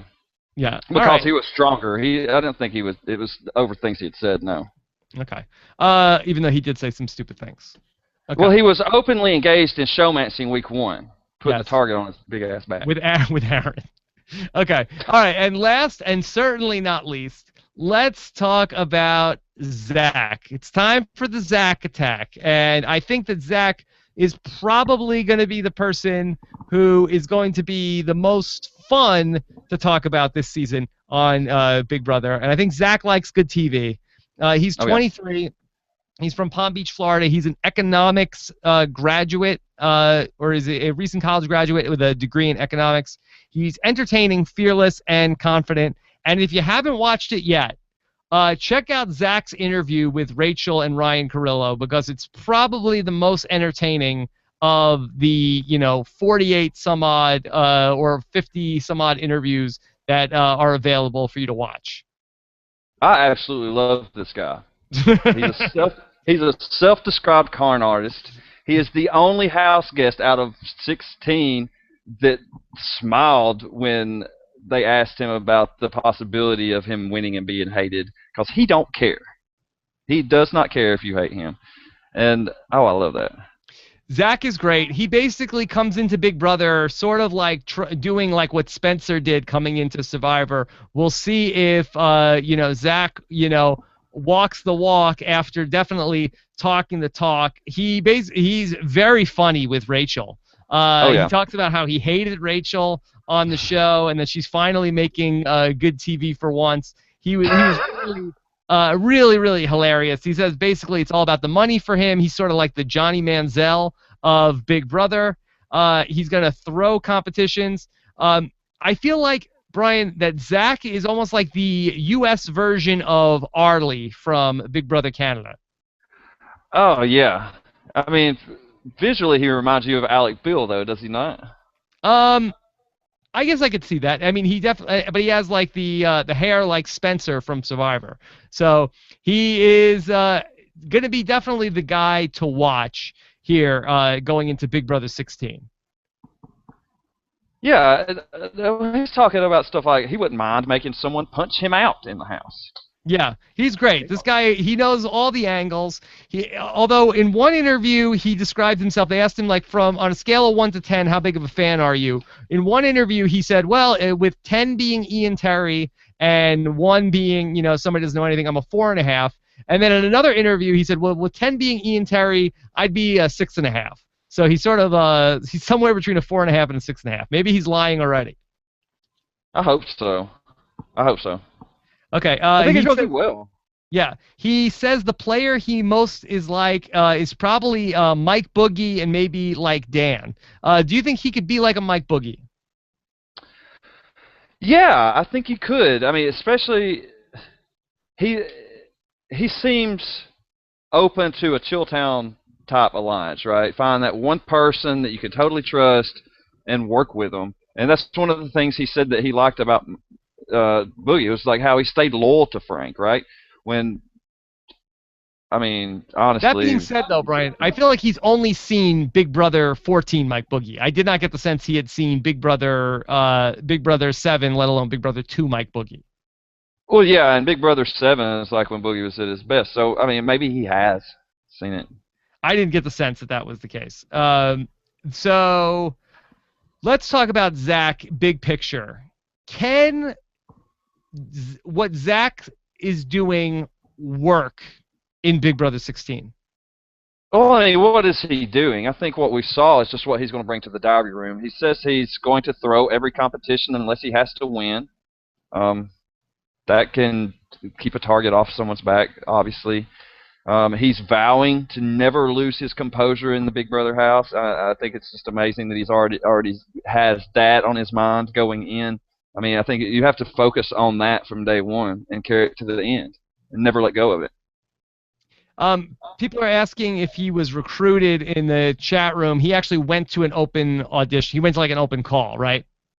I think so. I didn't put that in my notes, but if I didn't write that they were recruited, then that means that they weren't, I don't guess. I think, this is my opinion on Zach, I think Zach is going to be the star of the show in the first month. Well, besides Frankie Grande. I think he is going to be the guy, the first month of the season, we are going to be talking about how he is doing a really great job, and he's got everything down to a science. And then I think a lot like Arlie on Big Brother Canada, I think around the middle of the game, people are going to wake up to the fact Zach is a really good player. And I think Zach is probably not going to go as far in the game as he thinks he's going to go. I think he's kind of got built-in safety right off the bat, though, being a guy that's not as physically he'll be fine as some of the other guys. He's going to be fine off to start. But I feel like at some point, people are going to catch on to what he's doing. Like, I don't think that this is, Big Brother 2 where people had not ever seen a Dr. Will. Now, again, these people have not ever seen a Dr. Will. So, but I think what he needs to worry about, I think Christine is his biggest threat. And I think the Christines and the Donnies of the world are the people who are going to see what he's up to. Whereas I think he'd be well served to sort of hang with the bros because he would not be, much like Arlie was not seen as the threat behind a Kenny and an Andrew. I think if he could get with some of, basically like a brigade type thing, I think he would be served well by that because he would be seen as the least threatening person in that. Yeah, he said that he's not. He's going to let people come to him for alliances. I mean, it would be interesting just to get your take on like being patient versus being proactive about getting an alliance started in that kind of situation early in the game. Yeah. All right. So, how about Zach? What's your take on him, Brian? I mean, I have high hopes for Zach. And I'm saying he's in the mix for the end game. End game. Okay. Yeah. If Zach wins this game, it will be the greatest season of Big Brother ever. No. No? No. What do you mean? Zach just won the game. Some of the earlier seasons are my favorites, and I'm not going to just throw them to the damn curb because Zach came along and dominated this game, which we don't even know if he's done or not. Best season in 10 years if Zach wins. I'll have to think about that really hard, Rob. I don't want to commit to that. Commit, Brian. Well, he doesn't even have a body of work to look at. Yeah. Amazing Race Know-It-All says, I think Zach's confidence could ruin as he would be too confident and might not see blindsides coming, especially being a physical threat, but I think he might be part of a mixed gender alliance and may go far if he's careful. Okay? So Also, Danielle Sutherland wants to know, should Zach and Cody team up as make their alliance after that Disney show? You like a sweet alliance between Zach and Cody? Zach's in the market for a secret one other person alliance, so he'll end up in probably a big alliance and be looking for something on the side. Which I always love those situations, and there's a girl looking for that same situation too. I forget who it was. It was Christine. Hey, everybody loves Christine. Everybody loves if you could find a girl who's looking for something on the side, right, Brian? Yeah. That's yeah. All right. So you think Zach's in the end game? Yeah, definitely. I want him to go far. I'm probably not. Yeah. I'm really rooting for this guy. I think this guy's going to be great TV, but I don't think he could pull it off. I think he's too obvious that's what he's doing. I don't think anybody is going to be surprised that he is wheeling and dealing. Yeah, the question hit it. I mean, it's the ego. That's the big worry about. That's the drawback of picking someone like Zach, is that he will become his biggest competition. Yeah, and I don't think that this guy is to do what Dr. Will did. Dr. Will, one of the most, when he wants to be, could be one of the most 5 charming people on the planet Earth. I don't think Zach has that. Really?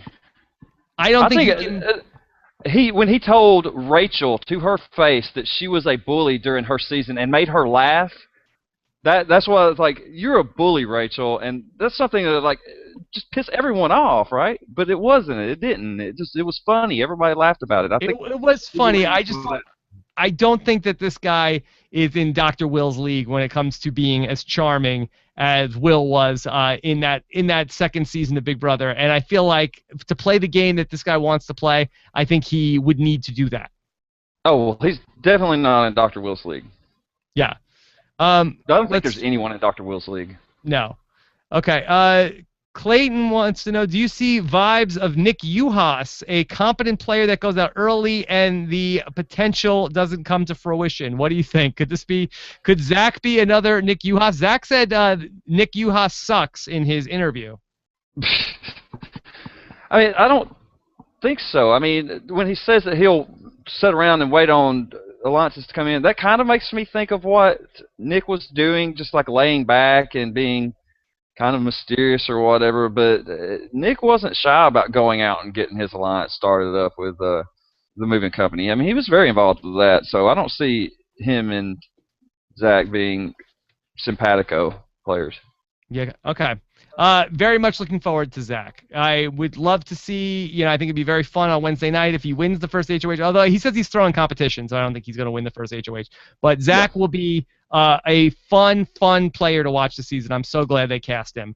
And let's see where it goes. Okay. So, Brian, all right, let's get into decision time. Okay, this is what we like to do. Let's talk about our picks here to win this season. All right, I am the person that correctly picked the last season of Big Brother and the last season of Big Brother Canada. So I will let you go first, Brian. Well, I'm just going to make this quick. Rip it off like a Band-Aid. I'm going with Zach. The Zach attack. The Zach attack. Boom.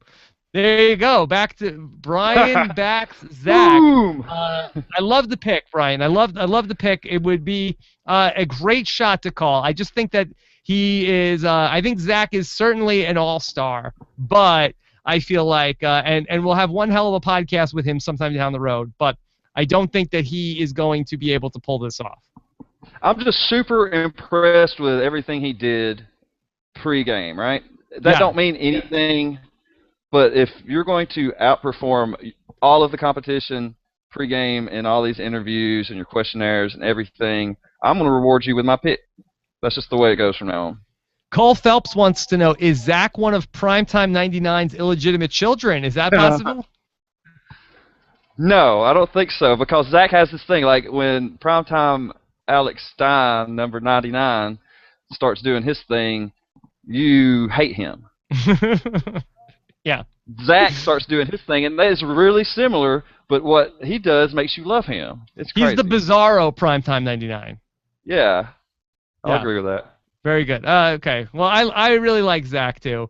My pick is probably not going to be a surprise to a lot of people. That I see people are already calling it in the chat room. I'm just going to go right to it. I'm going to go with Christine. I think that if she can avoid the being an early boot, I think she has a great chance to win this game heading towards the end of it. I really think that she has just everything set up here on a silver platter for her. All these people are recruits. There's only a couple people that have seen the game before. If she can avoid being seen as somebody who's weak in the early part of the game, she knows what all the competitions are that are coming. She knows what to study for. She can win an HOH if she needs to. I think she has the will to win an endurance comp down the stretch. She's going to be the person who's going to memorize all of the things in the house and win an HOH if she needs it. And I think that when it comes to, okay, put all these things in order with OTEV and everything down the line, I just think she's set up so well here. And as long as she doesn't get picked off early, I think that she's probably going to be your winner. Yeah, and she had mentioned having that side alliance thing, and Zach has this side alliance idea as well. And you and I always pick people that end up working together. So are these the two players that are going to get the secret alliance going together? Are Christine and Zach going to have a pretty big yeah. If Zach can correctly identify that Christine is the player to watch out for, I think that they could be like a John at Netta and sort of just really run the entire game this whole season. And I think that Christine would be Zach's best move, because I think Christine would be the person that would be most likely to blow up his spot and identify what he's doing to the rest of these, some of these meatheads that are in the house that may not be seeing what Zach is doing. Yeah, it's kind of like wanting Netta and Arlie to work together, though. That's what I really wanted. And so now I'm wanting these two players to work together, and when all reality, they're probably going to end up targeting each other, don't you think? Probably. Maybe only one can survive, but I hope that these are going to be the two most fun people, I think, to watch. So I'm looking forward to seeing how it all plays out. All right, Brian. We are closing in on about 3 hours here on the Big Brother Preview. Longest preview podcast that we've ever done in the history of Rob as a podcast, I think, of any show. So congratulations, Brian Lynch. It flew by. Well, imagine if you were like Amanda and just sitting talking to no one the whole time. 3 hours. Oh my God. It would be so good, though. Okay. Anyway, so Big Brother kicks off on Wednesday night. I'd love to hear what you guys think. Call your shot here in the comments, either on YouTube or on robhasawebsite.com. Then you get to say, once the season starts or the season ends, that you called it, and then you'll have the proof. You could screenshot it, tweet it to me, and you will get your bragging rights. Okay, we have our Big Brother podcast feed as well. In addition to the Rob as a Podcast main feed at robhasawebsite.com/iTunes, you could get the Big Brother podcast feed in iTunes at robhasawebsite.com/BB podcast. And of course, once these live feeds start, Brian, did they say when the live feeds are starting? Oh, it'll just be after the show airs on Wednesday. No, I actually heard that they're not starting the live feeds until after Thursday's show. Oh, well, because of this dual two-night premiere. Two-night rollout, yeah. So what is that about? I don't know. I wonder if there's going to be an eviction on Thursday night and sort of just get the ball rolling. And so if there's an eviction on Thursday, I feel like that would make sense why they're not starting the live feeds until after Thursday. Whatever. When they're on, I'll be on them. 16 people in the house, so I could definitely see a eviction by the end of the second night. Yeah, and if they're in the house now, in a week, they'll be ready to evict somebody. But they're usually in there for like 10 days before they throw out an eviction, though. Hey, not for Jody. Yeah, she was in there less than 10 hours. 10 minutes, yeah. All right. So, Big Brother live feeds kick off on Thursday after the second episode of the season. Brian and I will be here live. I believe Ian Terry will be with us on Thursday. If you want to get in on these Big Brother live feeds and Big Brother live feed bingo, all you need to do is go to robhasawebsite.com/bingo for all of the instructions on how to get your Big Brother live feed bingo card. We're going to let you get a Big Brother live feed bingo card through next weekend, and then after that, then there's going to be too many cards in circulation. So we'll let it go through next Sunday, and then we're going to cut off the Big Brother live feed bingo cards because it's too much. You would have missed too much already. So don't miss your chance to get in on that. And Brian, I'm very excited. I'm so pumped up for Wednesday. Oh, I am too, man. This is like always an exhilarating experience when Big Brother comes on for a lot of us. I mean, so we've been waiting for a year. I mean, I know we had Big Brother Canada, but we've been waiting for Big Brother US to see what was going to happen. I'm excited to see how this twist is going to play out. We were really confused about what's going on with it. And maybe it will be good. Maybe it'll have a positive effect on the game and bring out some more advanced gameplay. Ethan Brooks says, one of the best podcasts in a while. Great job, Rob and Brian. How do you like that? I mean, obviously we love when people appreciate what we do. But we're just, I mean, I don't rest on our laurels here. I mean, we got a job to do, so we need to work our ass off. All right, so Brian, do you want to give a hashtag to people? We don't typically do this on these Big Brother podcasts, but that if somebody made it all the way 3 hours and are listening to this in the archives, is there anything that you want people to have tweet us so that we know that they made it this far? I don't know. I mean, hashtag. I don't know. What do you think? I'm trying to think. Hashtag preview marathon. Preview marathon. Let's come up with something. What's a term that we talked about in this podcast? Well, actually, chat room. You call it. Tell us what. Tell us what it is. All right. So, and thank you so much to Jessica Frey and Clayton Spivey for a committee job. It was such a long podcast. We needed 2 people to help with the comments. So thank you guys so much. People are saying Zach Attack. Is that what you like that, Brian? Yeah, I'll go with Zach Attack. Thank you. Yes, Zach Attack. ZACH Attack. All right. Boy, what a long show. I got to go to the bathroom. Luckily, it's not going to be like a Joey situation when I get out of here. Anyway, have a great weekend, everybody. Join us on Wednesday night after the premiere of Big Brother 16. And don't forget, Tuesday night, before we get to Big Brother, but first, we're going to have our top 20 Survivor players of all time countdown. A huge number of ballots came in. I had my poll up for 2 weeks straight. You guys voted. And we are going to reveal live the top 20 players of all time list on Tuesday night. And I got to find an official time on that. So watch Twitter, and I'll announce when that's going to be, whether it's going to be 7 p.m. Eastern or 8 p.m. Eastern. Anyway, so we'll have that Tuesday night before we get to the live Big Brother premiere show on Wednesday night. So have a great weekend, everybody. We'll talk to you again soon. Bye.